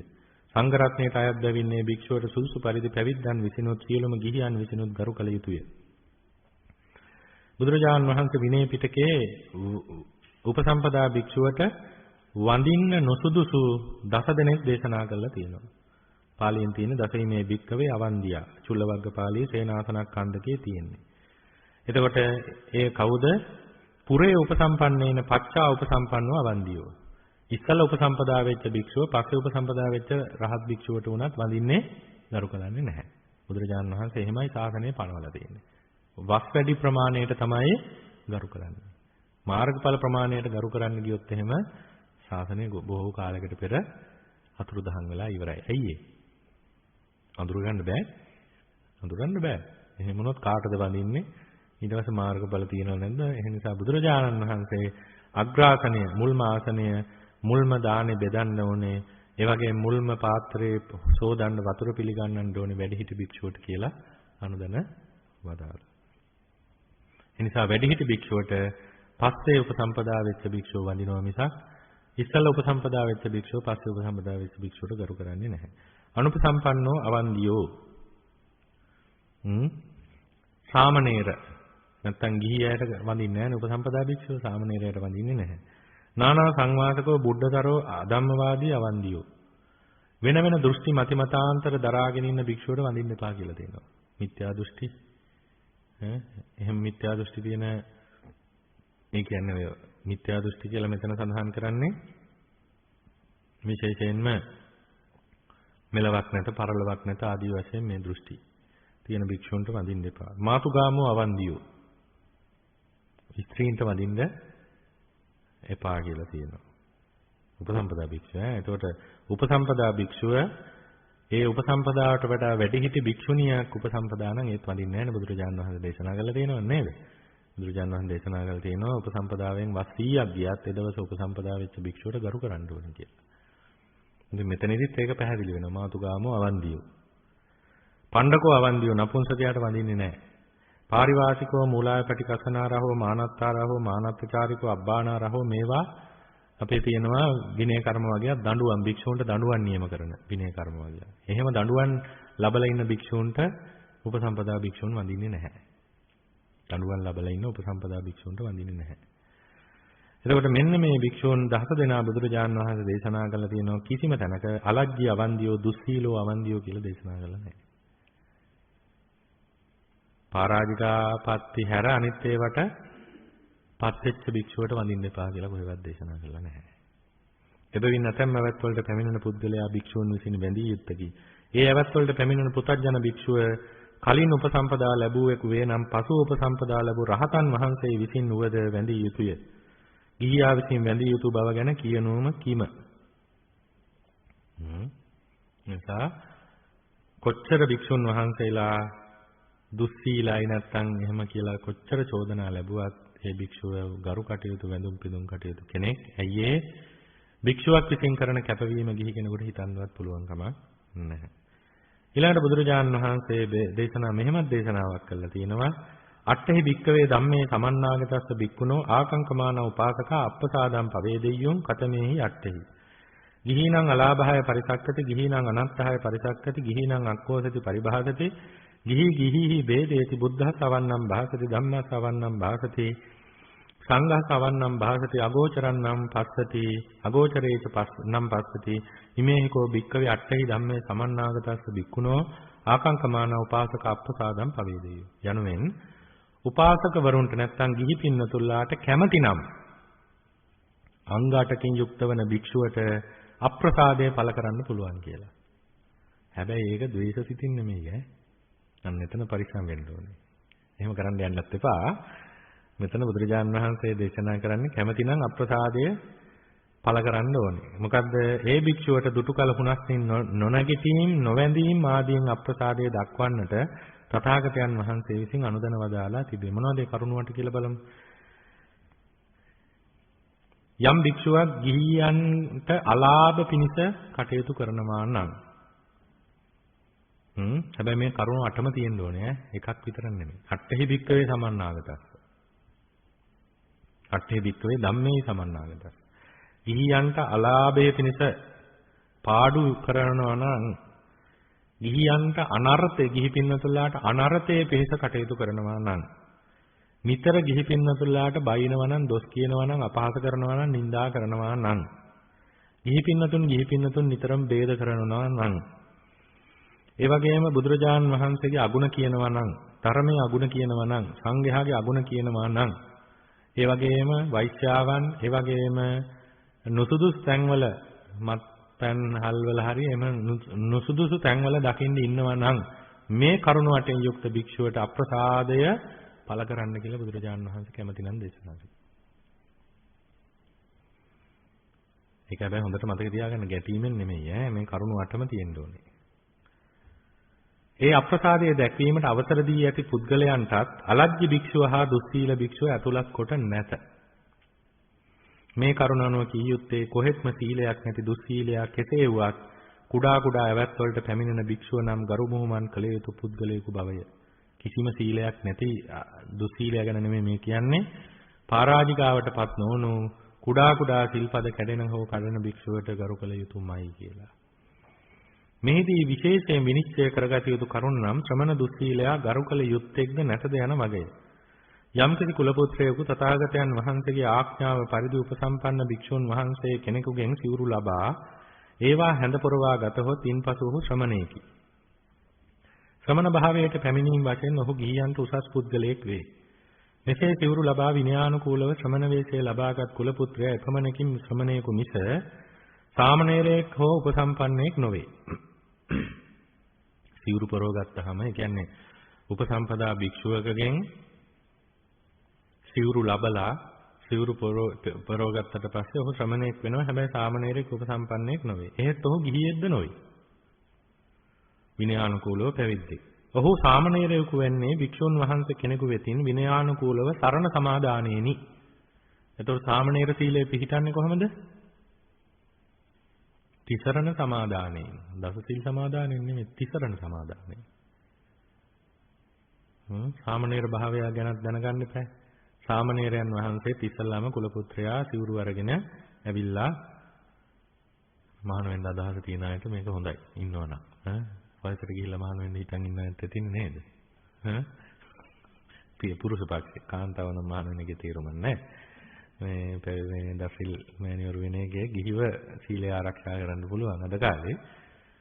ඉතින් කෙස් බාලා සිවුරු අරගෙන උපසම්පන්න භික්ෂුන් වහන්සේ නමක් ළඟට ගිහිල්ලා ඕකා සම්බන්ධේ පබ්බජ්ජං යාචාමි. ස්වාමින් වහන්සේ මම පැවිද්ද ඉල්ලමි. දෙවනුවත් ඉල්ලමි තුන්වනුවත් ඉල්ලමි. සබ්බ දුක්ඛ නිස්සාරණ නිබ්බාන සච්චිකරණත්තහය. සීල දුක් අවසන් කළා නිවන් අවබෝධ කරගෙන සසර දුකින් එතර වීම පිණිස මේ සිවුරු අරගෙන මාව මහාන කරන සේක්වා. තුන් සැරයක් කියනවා. ඊට පස්සේ සිවුරු ටික අර ගන්නවා. ස්වාමින් වහන්සේ සිවුරු ටික ගන්නවා. ගත්තට පස්සේ නැවත කියනවා සබ්බ දුක්ඛ නිස්සාරණ නිබ්බාන සච්චිකරණත්තාය. ඔය සිවුරු ටික දීලා මාව පැවිදි කරන සේක්වා කියලා නැවත තුන් සැරයක් ඉල්ලනවා. ඉල්ලන්නම ඕනේ. ඊට පස්සේ තමයි සිවුරු පටිය අර සිවුරු ටික බැඳලා තියෙනවා සිවුරු පටියේ කරේ බඳිනවා. කරේ බැඳලා කැමති නම් තනියම පුළුවන් නම් ගිහලා සිවුරු පොරවගෙන එන්න කියනවා. නැත්නම් කවුරු හරි භික්ෂුන් වහන්සේ නමක් යවනවා සිවුරු පොරවන්න. සිවුරු පොරවගෙන එනවා. එතකොට තාම සීලේ පිළිතලා නැහැ. ඊට පස්සේ උපසම්පන්න භික්ෂුව තිසරණේ සමාදන් කරවනවා.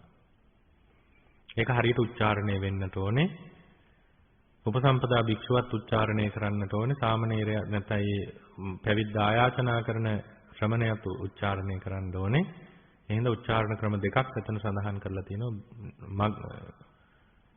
මකාරාන්ත උච්චාරණය කියන්නේ අල්මයන් අවසානයේට එන උච්චාරණය, නිග්‍රහිතාන්ත උච්චාරණය, එහෙම නැත්නම් බිඳුව අන්තිමට එන උච්චාරණය. බුද්ධම් සරණම් ගච්ඡාමි, ධම්මම් සරණම් ගච්ඡාමි, සංඝම් සරණම් ගච්ඡාමි. ဒုတိ යම්පි තතියම්පි. ඒ අල්මකාරාන්ත. ඊට පස්සේ ආයි සරණ සීලය දෙනවා කියවුන් නැත්තම් කියලා බුද්ධං සරණං ගච්ඡාමි අන්තිමට බිඳුව. ඔය විදිහට තමයි ඒ තිසරණේ සමාදන් වුණාට පස්සේ සාමණේර භාවයේ පිහිටනවා. ඊට පස්සේ සිල්පද කිව්වත් නැතත් සාමණේර භාවයේ පිහිටනවා. එතකොට මේ බුද්ධ නියමයෙන්ම සිල්පද ආරක්ෂා කරන්න ඕනේ. නමුත් ඉතින් සිල්පද 5 10 නැවත කියවනවා. කියවන්නේ එකට. පාණාති පාතා වේරමණී සික්ඛාපදං. අදින්නා දානා වේරමණී සික්ඛාපදං. සමාදියාම කියන්නේ 10ම එකට සමාදන් වෙන්නේ. ඇයි ඒ? එකක් කැඩුනොත් ඔක්කොම ඉවරයි. මේ විදිහට තමයි සාමණේර දස සීලය. එතකොට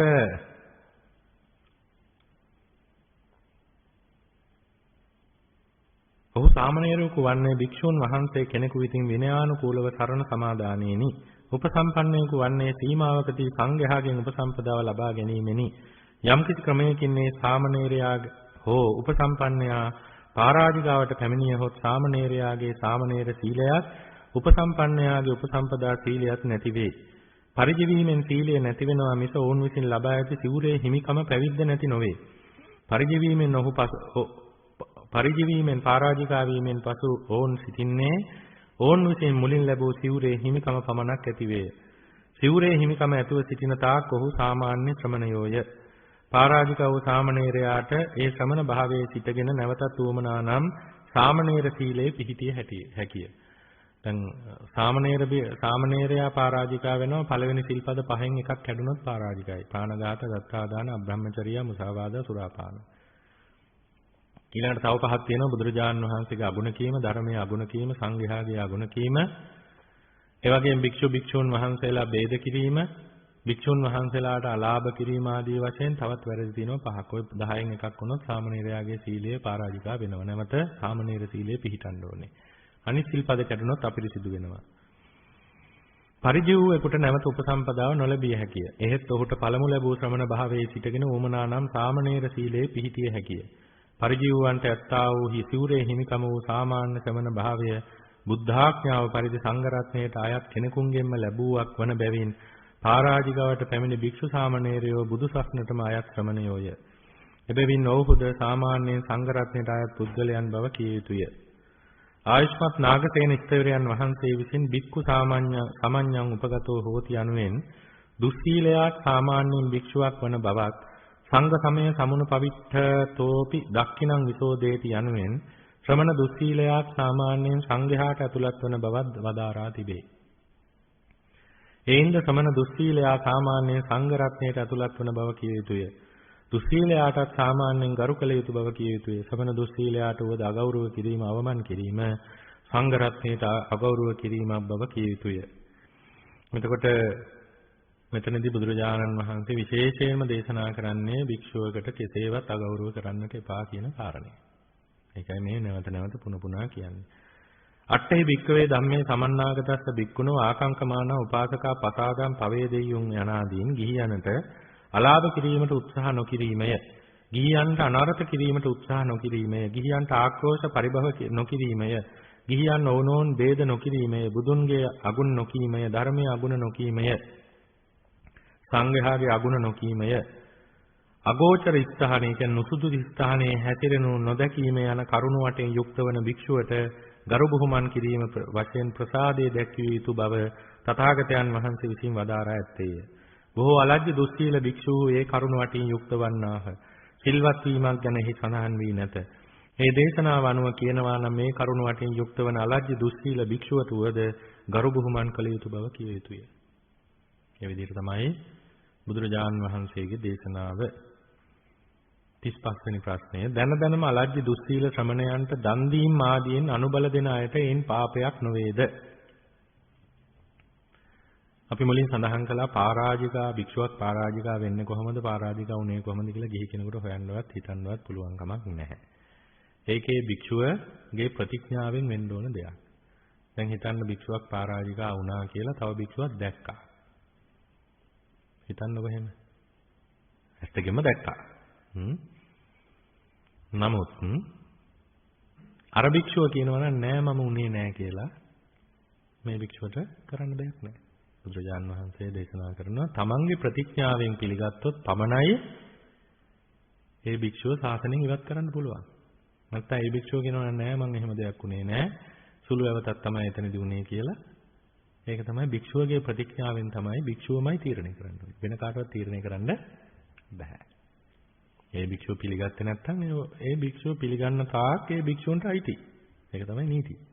විනය. ඇතම් ගෘහස්ත ගිහි පින්නතුල්ලා අලජ්ජි දුස්සීල ශ්‍රමණයන් හා එක් වී ඔවුන්ගේ අලජ්ජිකම් දුසිල්කම් වලට අනුබල දෙමින් මේ භික්ෂූන්ගෙන් ප්‍රයෝජන ලබති. පව්කම් වලට අනුබල දීමක් වශයෙන් දන් දෙන්නා වූ එබඳු ගිහියන්ට ඒ දන් දීමෙනුත් පව් සිදු විය හැකිය. සමහර අතීතයේ ඉන්නට ඇති මේ වගේ දුස්සීල භික්ෂුන් සමග එක් වෙලා දුස්සීල වැඩ කර කර ඉන්න ගිහි අය ඉන්නවා. ඒතකොට මේ ගිහි අය දුස්සීල භික්ෂුන්ට උදව් කරන්නේ ගිහි අය පාප කර්මයේ යෙදෙන්න ඕන නිසා. යමෙක් සංඝ රත්නයේ සලකාගෙන පින් සිදු කර ගැනීමේ බලාපොරොත්තුවෙන් ඒ භික්ෂුන්ට දන් දේ නම් ඔහුට එයින් පින් සිදු වේ. බුදුරජාණන් වහන්සේ දක්ඛිනා විභංග සූත්‍රයේ දේශනා කරනවා භවිස්සන්තිකෝ පනානන්ද අනාගත මද්ධානං ගෝත්‍ර භූනෝ කාකාව කණ්ඨා දුස්සීලා පාප ධම්මා තේසු සංඝං උද්දිස්ස දානං දස්සන්ති තදාපහං ආනන්ද සංඝගතං දක්ඛිනං අසංකේයං අප්පමෙය්‍යං වදාමි. බුදුරජාණන් වහන්සේ දක්ඛිනා විභංග සූත්‍රයේ දේශනා කරන ආනන්දය අනාගතයේ ශ්‍රමණ නාමයේ පමණක් ඇත්තා වූ කාකාව කණ්ඨක දුස්සීලව ඇතිවන්නාහ. ඔවුන් හටද සංඝයා උදෙසා දන් දෙන්නාහුය.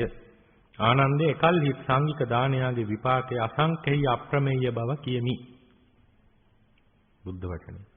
වදාරා ඇති බැවින් සංඝ රත්නයේ සලකාගෙන දුස්සීලයන්ට උවද දෙන තැනැත්තාට මහා පුණ්‍ය සම්භාරයක් අත්පත් වන බව කිය යුතුය. දුස්සීලයන්ගේ ගුණ නැත්තේ නොවේ. ඔවුන් කෙරෙහි ඇත්තා වූ යම්කිසි ගුණයක් සලකා දුස්සීලයන්ට පෞද්ගලික වශයෙන් දන් දෙන්නා වූ තැනැත්තාටද පින් මිස පාපයක් සිදු නොවන්නේ. මේ ස්වාමින් වහන්සේ මේ 1959 මේ භික්ෂුන් වහන්සේලා ගැන මෙච්චර සඳහන් කරන්නේ ඒ කාලේ ලොකු ව්‍යසනයක් තිබ්බා ගිහි පින්වතුන්ලා අතර මේ භික්ෂූන් දුස්සීලයි භික්ෂූන් මෙහෙමයි විනය මීට වඩා විනය හෙව්ව කාලයක් තමයි ඒ කාලේ. ඒ හින්දා තමයි මේ ස්වාමින් වහන්සේ පුන මේ භික්ෂුන් වහන්සේලාගේ සීලය සම්බන්ධව මෙච්චර විස්තර කරන්නේ. අදට වඩා ඒ කාලේ මේ දේවල් තිබුණා පත්තර වලින් අද වගේ තාක්ෂණය දියුණු නැහැ. නමුත් පත්තර වලින් වාද විවාද කළා. ඒ වගේ නොඑක් වාද විවාද තියෙනවා. අටපිරිකර වාදය කියලා එකක් තිබිලා තියෙනවා. කරකැති වාදය කියලා එකක් තිබිලා තියෙනවා. චීවර වාදය කියලා එකක් තිබිලා තියෙනවා. නොඑක් වාද විවාද තිබිලා තියෙනවා. පව් සිදුවන්නේ අලජ්ජිකම් දුස්සීලකම් වලට අනුබල දීමේ අදහසින් දන් දෙන්නා වූ තැනැත්තන්ට පමණකි. පින් ලැබීමේ බලාපොරොත්තුවෙන් දන් දෙන බෞද්ධයෝ අලජ්ජිකම් දුස්සීලකම් වලට අනුබල දීමේ අදහසින් දන් නොදෙති. එතකොට ඒ කාරණේ එහෙමයි. ඒ නිසා මහා සංඝ රත්නය ආරමුණු කරගෙන මහා සංඝයා උදෙසා දන් දුන්නාම දායකයන්ගේ පැත්ත දෙන පින්වතුන්ලාගේ පැත්ත පිරිසිදුයි. ඒකනේ අවශ්‍ය වෙන්නේ නේද? ස්වාමීන් වහන්සේලාගේ ඒවා සොයන්න අවශ්‍ය නැහැ. තමන්ගේ පැත්තෙන් පිරිසිදු බව බුදුරජාණන් වහන්සේ පැහැදිලිවම දේශනා කරලා තියෙනවා. කාසාව කණ්ඨක භික්ෂුවටත් දුන්නත් ඒ දාණය සංඝිකව දුන්නොත්, ඒ කියන්නේ මහා සංඝයා ආරමුණු කරගෙන දුන්නොත් මහත්ඵලයි මහනිසංසයි. එතනින් ඊ පින්නතුලා නවතින්න. එතනින් එහාට ගියොත් තමයි ප්‍රශ්න හිතේ සැකසාංකා නොඑක් දේවල් ඇති වෙන්නේ. 36 වෙනි ප්‍රශ්නේ. දුස්සීලයන්ට දන් දීම සත්කාර කිරීම සුදුසුද? ඔවුන්ට දන් දීමෙන් පින් සිදු වේද? දන් දීමට නුසුදුසු දන් නොදිය යුතු පුද්ගලයෙකු ඇති බවක් බුදුරජාණන් වහන්සේ නොවදාළසේක. දන් දෙන්න නුසුදුසුයි දන් දෙන්න එපා කියලා කිසිම කෙනෙක් බුදුරජාණන් වහන්සේ දේශනා කළා තියෙනවද? දැන් තිරිසන් සත්වයින්ටත් දන් දෙන්න කියලානේ දේශනා කළා තින්නේ. එහෙනම් මේ අයට දන් දෙන්න එපා කියලා කිසිම තැනක බුදුරජාණන් වහන්සේ දේශනා කළා නැහැ. උන්වහන්සේ විසින් වදාරා ඇත්තේ සියල්ලන්ම ප්‍රතිග්‍රාහකයන් බවය. හැමදෙනාම දන් ලබන අය. හැමදෙනාම දන් ලබන අය. ගුණවත් වූද ගුණහීන වූද සකල සත්වයන්ටම දන් දීම කළ යුතු බවය. දන් දීම හා එය වැළැක්වීම ගැන තථාගතයන් වහන්සේ වදාරා ඇත්තේ මෙසේය. අංගුත්තර නිකායේ තික නිපාතේ සඳහන් වෙනවා බුදුරජාණන් වහන්සේ දේශනා කරනවා යෝකෝ වච්ච පරං දානං දදන්තං වාරේති සෝ තින්නම් අන්තරායකරෝ හෝති. තින්නම් පාරිපන්තිකෝ කතමේ සම්තින්නම් දායකස්ස පුඤ්ඤන්තරාය කරෝ හෝති. පටිග්ගාහකාන ලාභන්තරාය කරෝ හෝති. පුබ්බේචකෝ 50 අත්තා කතෝච හෝති. උපහතෝච යෝකෝ වච්ච පරං දානං දදන්තං වාරේති සෝ ඉමේසං තින්නම් අන්තරායකරෝ හෝති. තින්නම් පාරිපන්තිකෝ අහං කෝපන වච්ච එවං වදාමි යේපිතේ චන්දනිකායවා ඕලිගල්ලේවා පානා තත්‍රාපියෝ තාලි දොහවනං වා සරාව දොහවනං වා චඩ්ඩේති යේ තත්ත්පානාතේ තේන යාපෙන්තුති තතෝ නිදානම් පහං වච්ච පුඤ්ඤස්ස ආගමං වදාමි කෝපන වාදෝ මනුස්ස බුතේ අපිචාහං වච්ච සීලවතෝ දින්නම් මහප්පලං වදාමි නොතතා දුස්සීලේ. වච්චය යමක් දන් දෙන්නා වූ අනුන් ඒන් වළක්වාද හෙතම තිදෙනෙකුට අන්තරාය කරන්නේ තිදෙනෙකුට අපරාධ කරන්නේ වේ. මේව දෙන්නට එපා මේව දෙන්නට එපා මේව සුදුසු නෑ කියලා යමක් දෙන දේ වළක්වනවා නම් තිදෙනෙකුට අන්තරාය කරා වෙනවා. තිදෙනෙකුට අපරාධයක් කරා වෙනවා. බුදුරජාණන් වහන්සේගේ දේශනාව. කවුද? දායකයාගේ පිනට අන්තරාය කරන්නේ වේ. එතකොට දායකයා නැත්තම් කවුරු හෝ යමක් දෙන්න නැත්තම් දන් දෙන්න බලාපොරොත්තු වෙනවා. එතකොට කෙනෙක් කියනවා ඔව දෙන්න එපා. එතකොට මොකද වෙන්නේ? දායකයාගේ පිනට අර කෙනා මොකද්ද කරන්නේ? අන්තරාය කරා වෙනවා. දෙන්න එපා කිව්වහම අරයා දෙන එක නවත්තුවොත් මොකද වෙන්නේ? අන්තරාය කර වෙනවා. ප්‍රතිග්‍රාහකයාගේ ලාභයට අන්තරාය කරන්නේ වෙයි. එතකොට ලබන්නාගේ ලාභය නැති කළා වෙනවා. ලබන්නාගේ ලාභය නැති කළා වෙනවා. තේරුණාද? පළමුවෙන්ම තමාගේ ಗುಣ සාරාගත්තේ විනාශ කරගත්තේ වේ. ඒ අන්තරාය කරන කෙනාගේ ಗುಣ නසා ගන්නවා. ඇයි ඒ? ලාභයට දීමට අන්තරාය කරපු නිසා. නේද? ඒ නිසා යමක් දීම වළක්වනවා නම් සතෙකුට උනත් දීම වළක්වනවා නම් දෙන කෙනාගේ පිනට අන්තරාය කරා වෙනවා. ඒ වගේම ලබන කෙනාගේ ලාභයට අන්තරායක් කරා වෙනවා. ඒ වගේම තමන්ගේ ಗುಣ නසා ගන්නවා. වච්චය මම වනාහි මෙසේ කියමි. යමෙක් දන් දෙන්නා වූ එයින් අනුන්නේයින් වළක්වාද ඔහු මේ තිදෙනාට අන්තරාය කරන්නේ වේ, අපරාධ කරන්නේ වේ. වච්චය මම වනාහි මෙසේ කියමි. කුණු වලවල් වල හෝ කාණු වල හෝ යම් මේ ප්‍රාණීහු වෙද්ද යමෙක් ඒවායේ වෙසෙන ප්‍රාණීහු මේන් යැපෙත්වායි හැලි සේදූ දිය හෝ මූඩි සේදූ දිය හෝ ඒවාට වත් කෙරේද වච්චය ඒින්ද පින් සිදුවෙන බව මම කියමි. මිනිසෙකුට දන් දීම ගැන කියනුම කවරේද? වච්චය තවත් කරුණක් නම් සිල්වතාට දීම මහත්ඵලයයිද දුස්සීලයාට දීම එපමණ මහත්ඵල නොවේ යයිද කියමි. මේ දේශනාවේ තේරුමයි. එතකොට පිඟාන හොදන වතුර ටික උනත් පොළවේ ඉන්න සත්වයන්ට ආහාරයක් වේවා කියලා හිතොත් වච්චය එයත් කුසලයක් කියලා බුදුරජාණන් වහන්සේ දේශනා කරනවා. එහෙනම් මිනිස්සෙකුට දන් දීම ගැන, මිනිස්සෙකුට ලාභයක් දන් දීම ගැන, මිනිස්සෙකුට යමක් දීම ගැන කියනුම කවරේද? බුදුරජාණන් වහන්සේ දුස්සීලයාට දන් දීමේ ආනිසංස නැහැ කියලා දේශනා කරන්නේ නැහැ. දුස්සීලයාට දන් දීමේ ආනිසංස සිල්වතාට දන් දීමේ ආනිසංස වලට වඩා අඩුයි කියලා විතරයි දේශනා කරන්නේ. මේ දේශනෙන් දැක්වෙන්නේ දුස්සීලයන්ට නොදී යුතුය, අලජ්ජීන්ට නොදී යුතුය කියා අනුන් දෙන දන් වළක්වන අසත්පුරුෂයා දෙන තැනැත්තාගේ පින නැති කිරීමය, ලබන තැනැත්තාගේ ආහාරය හෝ වෙනත් දෙයක් නැති කිරීමය, සත්පුරුෂ ගුණය නැති කර ගැනීමෙන් ඉමහත් පවක් කර ගැනීම යන මේ කරුණු තුනෙන් අනුන්ටත් තමාටත් අන්තරායක් කරගන්න බව හා හැම දිනාටම කරන බව හා හැම දිනාටම දන් දිය යුතු බවය. එයින් දක්වන තවත් කාරණයක් නම් සිල්වතුන්ට දීම මහත්ඵල බවත්, දුස්සීලයන්ට දීම ඊතරම් මහත්ඵල නොවන බවත්ය.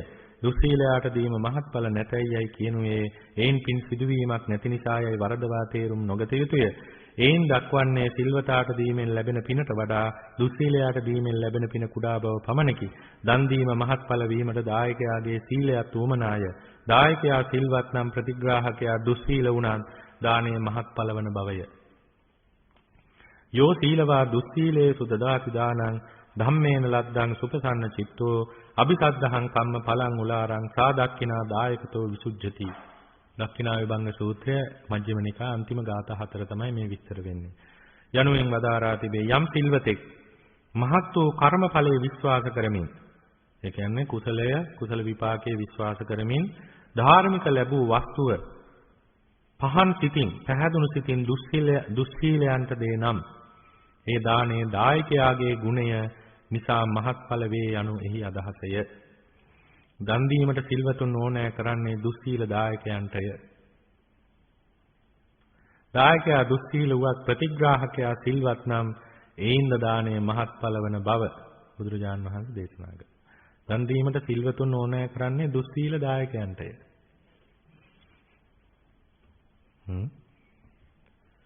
තමා සීලයෙන් අඩු නිසා තමයි සිල්වතුන් හොයනු ඇත්තේ නේද? මොකද තමන් සිල්වත් නම් සිල්වතුන් නැතත් දානය මහත්ඵල වෙනවා.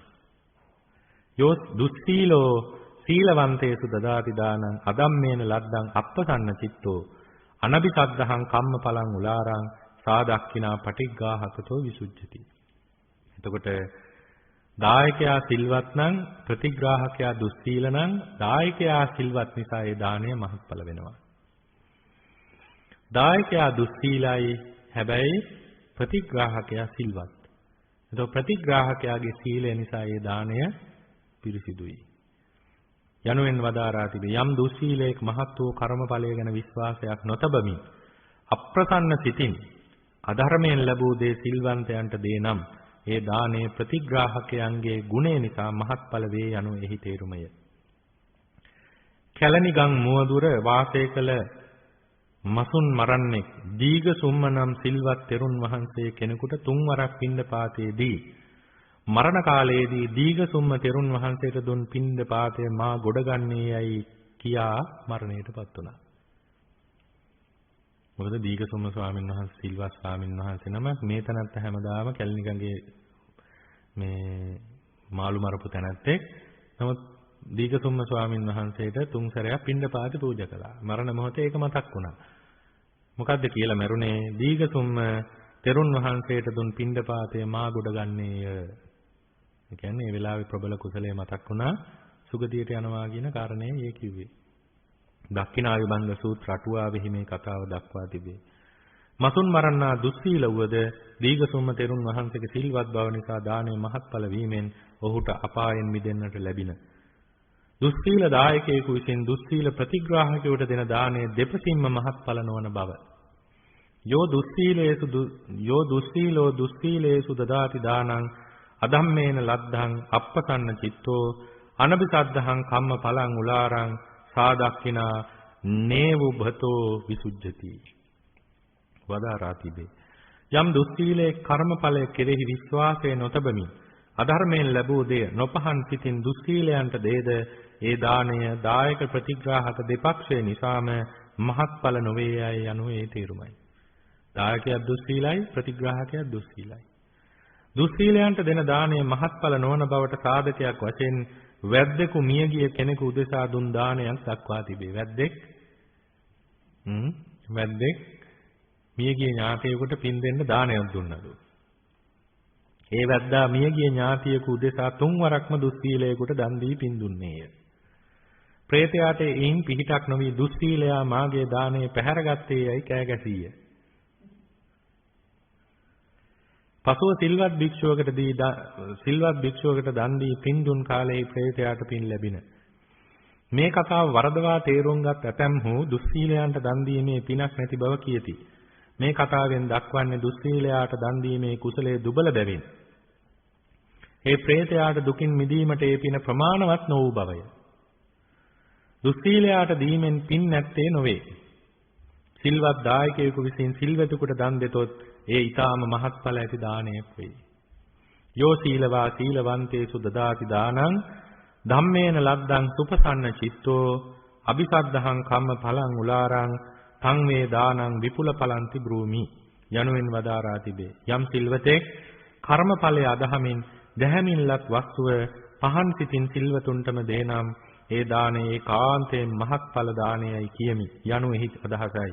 මේ කරුණ වලින් දුස්සීලයා දන් දීමට සුදුස්සෙකු බවත් දුස්සීලයන්ට දීමෙනුත් පින් සිදුවෙන බවත් තේරුම් ගත යුතුය. මේ විදිහට තමයි දානය බුදුරජාන් වහන්සේ දේශනා කළා තියෙන්නේ. නමුත් මෙච්චර කල් සමහර දෙනා දැනගෙන ඉඳ ඇත්ත වෙන කාරණා විදිහට. නමුත් ධර්මය බුදුරජාන් වහන්සේ මහා කරුණිකයි දුස්සීලයාටත් මේ ශාසනයේ තැනක් තියෙනවා කියන කාරණය බුදුරජාන් වහන්සේ මෙතනදී පෙන්වලා දෙන්නේ. 37 වෙනි ප්‍රශ්නය සදහැවතුන්ගෙන් වැඳුම් පිදුම් ලබන සදහැවතුන් දෙන සිව්පසය පරිභෝග කරන අලජ්ජ දුස්සීල ශ්‍රමණයන්ට ඒන් පාපයක් නොවන්නේද? ඒ අයට නිදහසක් තිබේද? මේ ගිහියයට තියෙන ප්‍රශ්නේ මේවා නේද? ස්වාමීන් වහන්සේලා අහවල් දෙය කරන එක වැරදි. ඒක වැරදි. ඒක සිල්වත් භාවයට හානියක් නේද? ඉතින් ඒකට මොකද්ද තියෙන නිදහස? ඒක වැරදිම වැරදි නේද? එහෙම හොයනවනේ. ඒකට උත්තර තමයි මේ තියෙන්නේ. සීලයක් ඇත්තේම නැති දුස්සීලයන්ට නම් අනුන්ගෙන් වැඳුම් පිදුම් ලැබීම හිතා අන්තරාය කර බව තථාගතයන් වහන්සේ විසින් අග්ගික්ඛන්දෝපම සූත්‍රෙහි වදාරා තිබේ. කුඩා ඇවැත් වලට පමණක් පැමිණෙන දුස්සීල නොවන භික්ෂුවට ඒවායින් යම්කිසි නපුරක් වන බවක් ප්‍රකට කොට කරන ලද බුද්ධ දේශනයක් පිටකත්‍රෙහි නොදක්නා ලැබේ. දුස්සීල පරම දුස්සීල භික්ෂූන්ට වන්දනා කිරීම වැඳුම් පිදුම් ලැබීම ඒ භික්ෂූන්ට අන්තරාය කර බව බුදුරජාණන් වහන්සේ අග්ගිකන්දෝපම සූත්‍රයේ දේශනා කළා. බුදුරජාණන් වහන්සේ අර ගහක් ගිනිගෙන දැවෙනවා දැකලා භික්ෂුන් වහන්සේලාට මහණෙනි දුස්සීලව වාසය කරනවාට වඩා හොඳයි ඔය ගහ බදාගත්තනම්. දුස්සීලව වාසය කරනවාට වඩා හොඳයි ලෝහෝ ගුලි ගිල්ලනම්. ආදී වශයෙන් අග්ගිකන්දෝපම සූත්‍රයේ දේශනා කළා. දේශනා කරනකොට 69ක් සිවුරු ඇරලා ගියා. ඒ කවුද? පරාජිකා වෙච්ච 69ක්. කියන බුද්ධ කාලෙත් එහෙම ඉඳලා තියෙනවා. ඊළඟට තව 69කට උණුලේ වමනේ ගියා. ඒ කවුද? කුඩා කුඩා ඇවත් වලට පත් වුණු භික්ෂුන් වහන්සේලා. ඒවා පිරිසුදු කරගන්න පුළුවන්. තවත් 69ක් රහත් වුණා. ඒකටයි බුදුරජාණන් වහන්සේ මේ සූත්‍රය දේශනා කළේ. නමුත් කුඩා ඇවත් වලට පමණක් පැමිණෙන දුස්සීල නොවන භික්ෂුවට ඒවායින් යම්කිසි නපුරක් වන බවක් නම් පිටකතරේ කොහෙවත් සඳහන් නැහැ. කුඩා ඇවත් වලට පත් වෙන භික්ෂුවට අන්තරායක් කියලා ත්‍රිපිටකයේ කොහෙවත් බුදුරජාණන් වහන්සේ සඳහන් කළා නැහැ. පරාජිකා 4 කඩ වුණොත් හැර. 4න් එකක් කඩ වුණොත් හැර. ලක්කන සංයුත්තේන කරුණවනුව බලන කල්හි කුඩා කුඩා සිකපද වුවත් නොරකිමින් ඒවා ගැන සැලකීමක් නොකොට විනෝද සුවයෙන් කල්යවන භික්ෂූන්ට අපහාය උපදින්නට සිදුවන බව කිය යුතුය. දැන් භික්ෂූන්ට මතිමතාන්තරෙන්න පුළුවන් ඒ කාලේ බුදුරජාණන් වහන්සේ දේශනා කරපුවා අද කාලෙට ගැලපෙන්නේ නැහැ. මේවා වෙනස් කරන්නට ඕනේ කියලා එහෙම මතිමතාන්තර ඇවිල්ලා මේවා වෙනස් කරලා අපි ජීවත් වෙන්නට ඕනේ කියලා විනෝදෙන් ගිහියෝ වගේ කල් ගෙවනවා නම් ඒ අයට പ്രേත ලෝකේ උරුමයි කියලා කාශ්‍යප බුද්ධ ශාසනය වැරදි විදිහට මහානකම් කරපු භික්ෂු භික්ෂුණී උපාසක භික්ෂු භික්ෂුණී සාමණේර සාමණේරියෝ ගිනිගෙන දැවෙන සිවුරු පරවගෙන හසේ සැරිසරනවා දුටුවා කියලා ලක්කන මහරහතන් වහන්සේ බුදුරජාණන් වහන්සේට දේශනා සැලකලා. ඒ විදිහට බුදුරජාණන් වහන්සේට සැලකලා ඒ දුස්සීල භික්ෂූන් කුඩා කුඩා සිකපද ගැන සැලකිල්ලක් නොකට වැසෙන භික්ෂූන්ට සැනසීමටත් එක් කාරණයක් ඇත්තේය.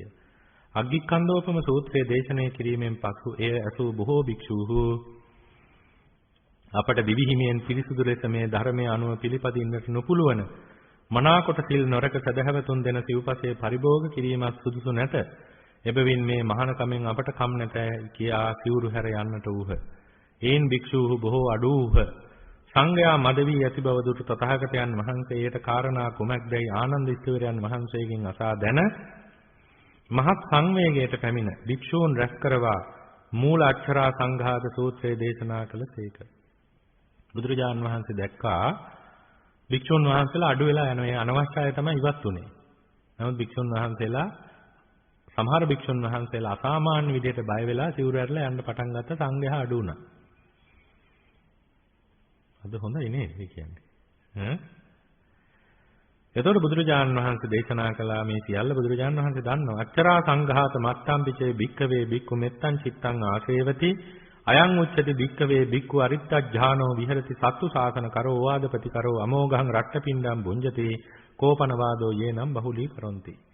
මේ මූල අච්චරා සංඝාත සූත්‍රය මේ සූත්‍රයෙන් දැක්වෙන්නේ යම් භික්ෂුවක් අසුරු සනක් ගහන තරම් කාලේවත් මෛත්‍රී චිත්තේ පවත්වනවා නම් ඒ භික්ෂුව බුදුන් වහන්සේගේ අනුශාසනය කරන රටවැසියා දෙන දානයේ සුදුසු පරිදි වළඳන කෙනෙකු බවය. යම් භික්ෂුවක් වැඩි වේලාවක් මෛත්‍රී භාවනාව කරනවා නම් ඒ භික්ෂුව රටවැසියා දෙන දානයේ වැළඳීමට සුදුසුකු වන බව ගැන අමුතුවෙන් කිය යුත්තක් නැත.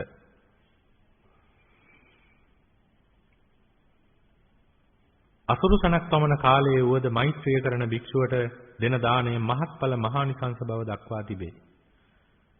දෙන්නා වූ දායකයාගේ මහත්ඵල දායකයාට මහත්ඵල වන බැවින් මේ භික්ෂුව දායකයාට නායකාරයෙකු නොවි දායකයාගේ දාණයට හිමියෙකු වී ඒ දාණය වළඳන්නේය. එයින් මේ භික්ෂුවට කිසිම පාපයක් නොවන්නේය. භික්ෂූන් වහන්සේලා තමන්ට වඳින අයට සුවපත් වේවා යනාදීන් මෙත් කිරීම පුරුදු කරගෙන තිබෙන්නේද මේ කරුණ නිසාමය. සීලේ දෝෂයක් අඩුපාඩුවක් ඇතත් වඳින්නා වූ තැනැත්තාට සුවපත් වේවා යනාදීන් මෙත් කිරීමෙන් භික්ෂුව වන්දනාව පිළිගැනීමට සුදුසු වේ.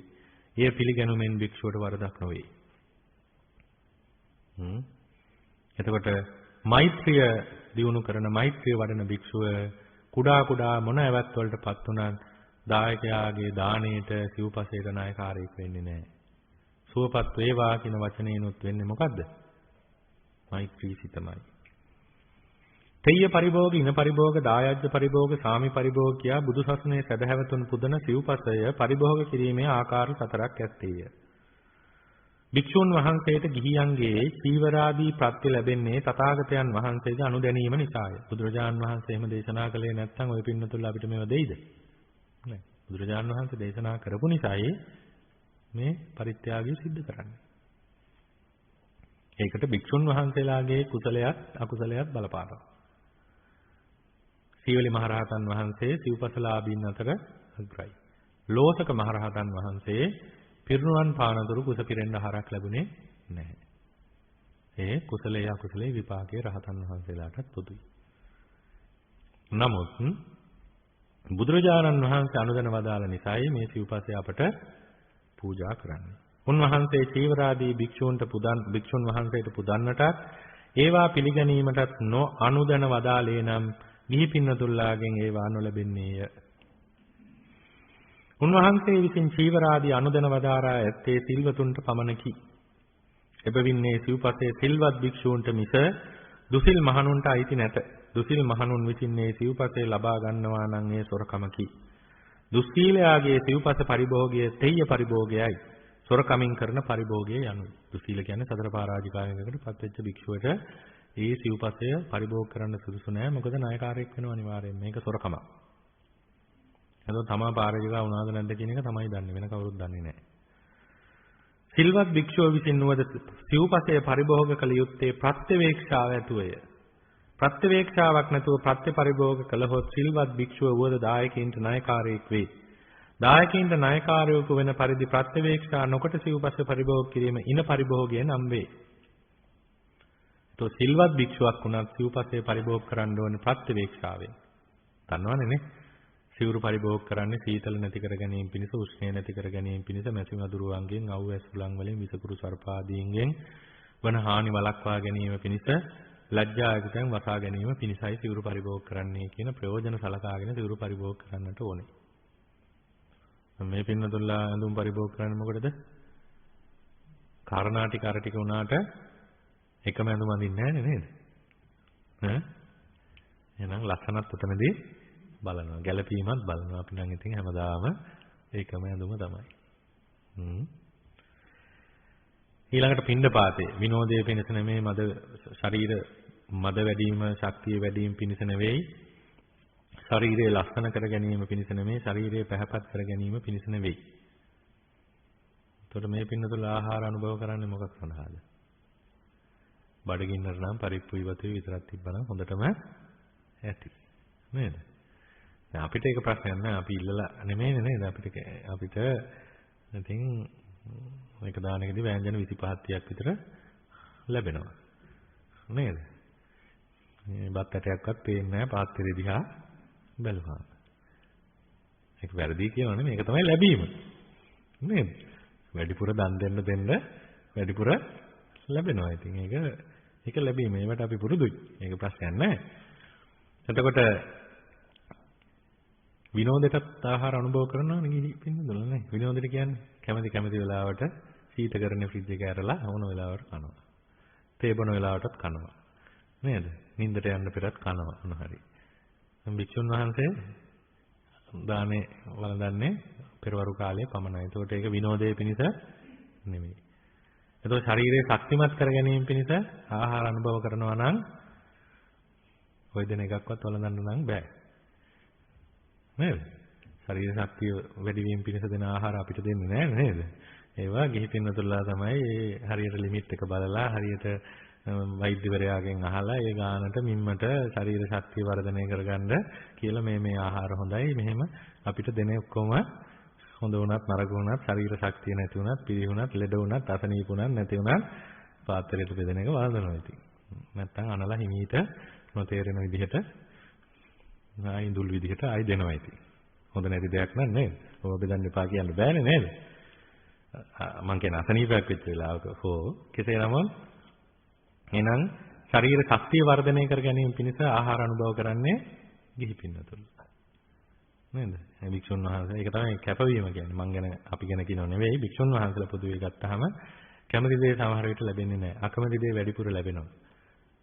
අරක දෙන්න මේක දෙන්න පරිප්පු ටිකක් දෙන්න කියලා දැන් පරිප්පු දෙන්න නැහැ හැමදාම. එහෙම නෙමෙයි. පරිප්පු හැමෝම කැමතියිනේ. නේද? පරිප්පු ටිකක් දෙන්න කියලා එහෙම කියනවාද කවදාවත්? නැහැ. ඒ වගේම ඒ නිසා විනෝදයේ පිණිස ශරීර ශක්තිය වර්ධනය කර ගැනීම පිණිස නෙමෙයි භික්ෂුන් වහන්සේලා ආහාර අනුභව කරන්නේ. ශරීරයේ අඩුතැන් පුරවා ගැනීම නැත්නම් ශරීරයේ පැහැපත් කර ගැනීම, ඒ වගේම ශරීරය මේ අලංකාර කර ගැනීම පිණිස නෙවෙයි. දැන් ඕගොල්ලෝ නම් කෙට්ටු වුණොත් මහත් වෙන්න ආහාර ගන්නවා. මහත් වුණොත් කෙට්ටු වෙන්න ආහාර ගන්නවා. දැන් අපිට ඔක් කරන්න පුළුවන්ද? හැමදාම මහත් වෙන ආහාර තමයි නේද වැඩිපුර ලැබෙනවනේ නේද? ඉතින් ඒ නිසා එතකොට මේ සියල්ලම හරියට මිම්මට ආහාර අනුභව කරන්න ගිහිපින්නතුලා. නමුත් භික්ෂුන් වහන්සේලා ආහාර අනුභව කරන්නේ ඒ සඳහා නොවේයි කියලා මෙනෙහි කරන්න කියලා බුදුරජාණන් වහන්සේ දේශනා කරන්න තියෙනවා. යාවදේ විමස්ස කායස තිතියා මේ කයේ පැවැත්ම පිණිස, යැපීම පිණිස, ඒ වගේම කුසගිනි වේදනා දුරු කර ගැනීම පිණිස, පුරණ සීලයට රකින්න බ්‍රහ්මචර්යාවට පහසුවක් වීම පිණිස. එහෙම හිතලා ආහාර ගන්න නෑ නේද නේද? කුසගිනි වේදනාව දුරු වෙන්න විතරද ආහාර ගන්න නෑනේ. බඩගින්න නැතත් කනවනේ නේද? ඉතින් ඒ නිසා වික්ෂුන් වහන්සේලා ආහාර අනුභව කරන්නේ ඒ සඳහාමයි. පුරාණ කුසගිනි වේදනා දුරු කර ගැනීම පිණිස, අලුතෙන් එන වේදනා නවත්වා ගැනීම පිණිසයි. මෙහෙමයි භික්ෂුව ආහාර අනුභව කළ යුත්තේ. ප්‍රත්‍යවේක්ෂාව. ඊළඟට සේනාසන. මා මේ සේනාසනයේ පරිභෝග කරන්නේ සීතල නැති කර ගැනීම පිණිස, උෂ්ණය නැති කර ගැනීම පිණිස, මැසි මදුරුවන්ගෙන්, අවැස් උලනිය, විසිකුරු සර්පාදීන්ගෙන් වන පීඩා වළක්වා ගැනීම පිණිස, ඒ වගේම ශරීරයේ සුව පහසුව, එහෙම නැත්නම් ඍතු වලින් සිද්ධ වෙන්නා වූ අපහසුතා දුරු කර ගැනීම පිණිස, හිත සංවර කර ගැනීම පිණිසයි මේ සේනාසනයේ විහාරයේ කුටිය භාවිතා කරන්නේ. ඒ විදිහට හිතන්න ඕනේ.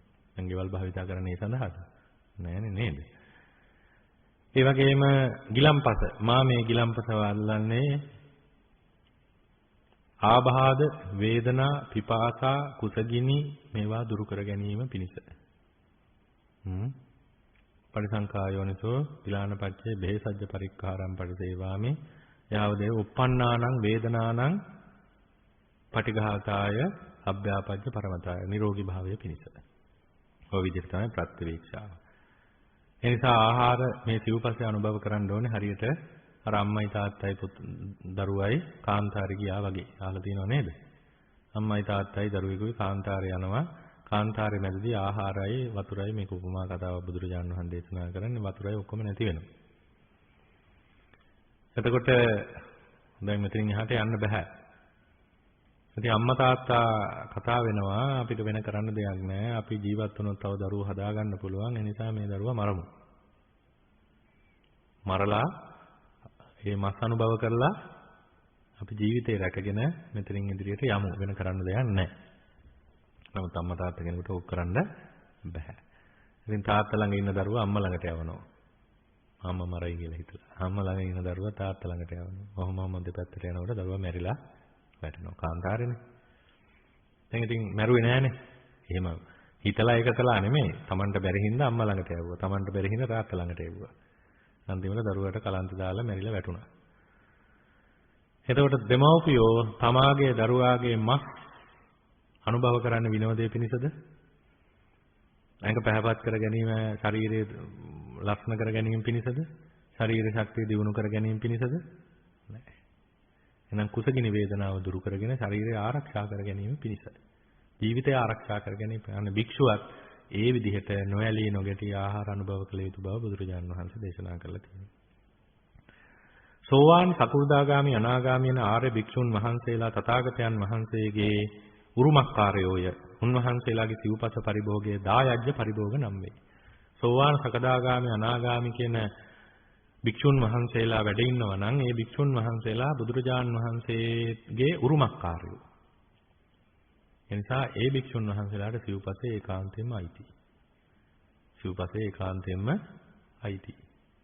එනිසා ඒ භික්ෂුන් වහන්සේලාට ණයක් නැහැ. නමුත් ඒ භික්ෂුන් වහන්සේලා ප්‍රත්‍යවේක්ෂා කරනවා. නමුත් නොකලා කියලා ප්‍රශ්නයක් නැහැ. සිව්පසේ අයිති බුදුරජාණන් වහන්සේ ගුරුමක්කාර. සකල ක්ලේශයන්ගෙන්ම පිරිසුදුව සිටින බැවින් රහතන් වහන්සේලාම පින් සලකා දෙන ප්‍රත්‍යයට සර්වාකාරයෙන්ම හිමිකම් ඇත්තෝය. එබැවින් උන්වහන්සේලාගේ ප්‍රත්‍ය පරිභෝගය සාමි පරිභෝගය නම් වේ. රහතන් වහන්සේට ලැබෙන සිව්පසයට රහතන් වහන්සේ හිමිකාරයි. උන්වහන්සේලාගේ ප්‍රත්‍ය පරිභෝගය සාමි පරිභෝගය නම්. සම්පූර්ණයෙන්ම හිමිකම් ඇතුව කරන පරිභෝගය යනු එහි තේරුමයි. අසුරු තනක් පවන කාලයේදී වුවද මෙත් වඩන්නා වූ භික්ෂුවට දින දාණයද මහත්ඵලයි මහානිසංස වන බැවින් එසේ මෙත් වැඩීම කරන භික්ෂුවද දායකයන් දෙන ප්‍රත්‍යයට සුදුසු වීමෙන් හිමියෙක් වේ. එබැවින් මේ භික්ෂුවගේ ප්‍රත්‍ය පරිභෝගයද ස්වාමි පරිභෝගයටම අයත් වේ. ඒතොර මෛත්‍රිය වඩන සුවපත් වේවා හරි කියලා මෛත්‍රිය වඩන භික්ෂූන්ට ලැබෙන දාණය ඒ භික්ෂුවට අයිති. ඒ බුදුරජාණන් වහන්සේ මෛත්‍රිය ගැන දේශනා කළා තියෙනවා. මෛත්‍රී භාවනාව කරන භික්ෂූන් පමණක් නොව අනිකුත් සියලුම භාවනා කරන භික්ෂූන්ද දායකයන්ගෙන් ලැබෙන සිව්පසයට හිමියන් වන බව දක්වා වදාළ තවත් අච්චරා සංඝාත සූත්‍ර බොහෝ ගණනක් අංගුත්තර නිකායේ ඒකක නිපාතයේ ඇත්තේය. එබැවින් කිනම් භාවනාවක් වෝද කරන භික්ෂුව රටවැසියාගෙන් ලැබෙන සිව්පසය පරිභෝග කරන්නෙකු බව කිය යුතුය. මෙකලවසන බොහෝ භික්ෂූ මද වේලාවක්මුත් භාවනාවක යෙදෙන්නෝය. එබැවින් මේ හැමදෙනා වහන්සේම සදහවතුන් දෙන ප්‍රත්‍ය පිළිගැනීමට සුදුසු වෙති. හරියට සිල් රකින්නට නොපුළුවන් භික්ෂුවට ඇත්තා වූ පිහිට භාවනාවය සම්පූර්ණයෙන්ම සිල් නැති පරිදි අවතට පැමිණි අයත් මෙසේ භාවනා කරතහොත් සිව්පසයට සුදුසු වෙද්ද යනු කල්පනා කළ යුත්තකි. හොඳයි මේ අවස්ථාවේදී මේ පින්නතුල්ලාට මේ ධර්ම සාකච්ඡාමය ධර්ම ශ්‍රවණමය කුසලයේ ඒකාන්තයෙන්ම වහවහ චතුරාර්ය සත්‍ය අවබෝධයේ පිණිස එකසේම හේතු වාසනා වේවා කියලා විශේෂයෙන් ප්‍රාර්ථනා කරමු. ඒ වගේම සම්මා සම්බුද්ධ ශාසනය නිර්පද්‍රිතව බොහෝ කාලයක් පැවතීම පිණිස මේ කුසල ශක්තිය ධර්ම ශක්තියක්ම වේවා පාරමී ශක්තියක්ම වේවා කියලා ප්‍රාර්ථනා කරමු. අපවත් වී වදාළ අතිපූජනීය රේරුකාණේ චන්දවිමල මහානායක ස්වාමින් වහන්සේ විසින් මේ කුසල් දෙක අනුමෝදන් වෙත්වා සතුටු වෙත්වා පැතු බෝධියෙන් අමා මහ නිවන් සුව සාක්ෂාත් කර ගනිත්වා කියලා පුණ්‍යානුමෝදනා සිද්ධ කරමු.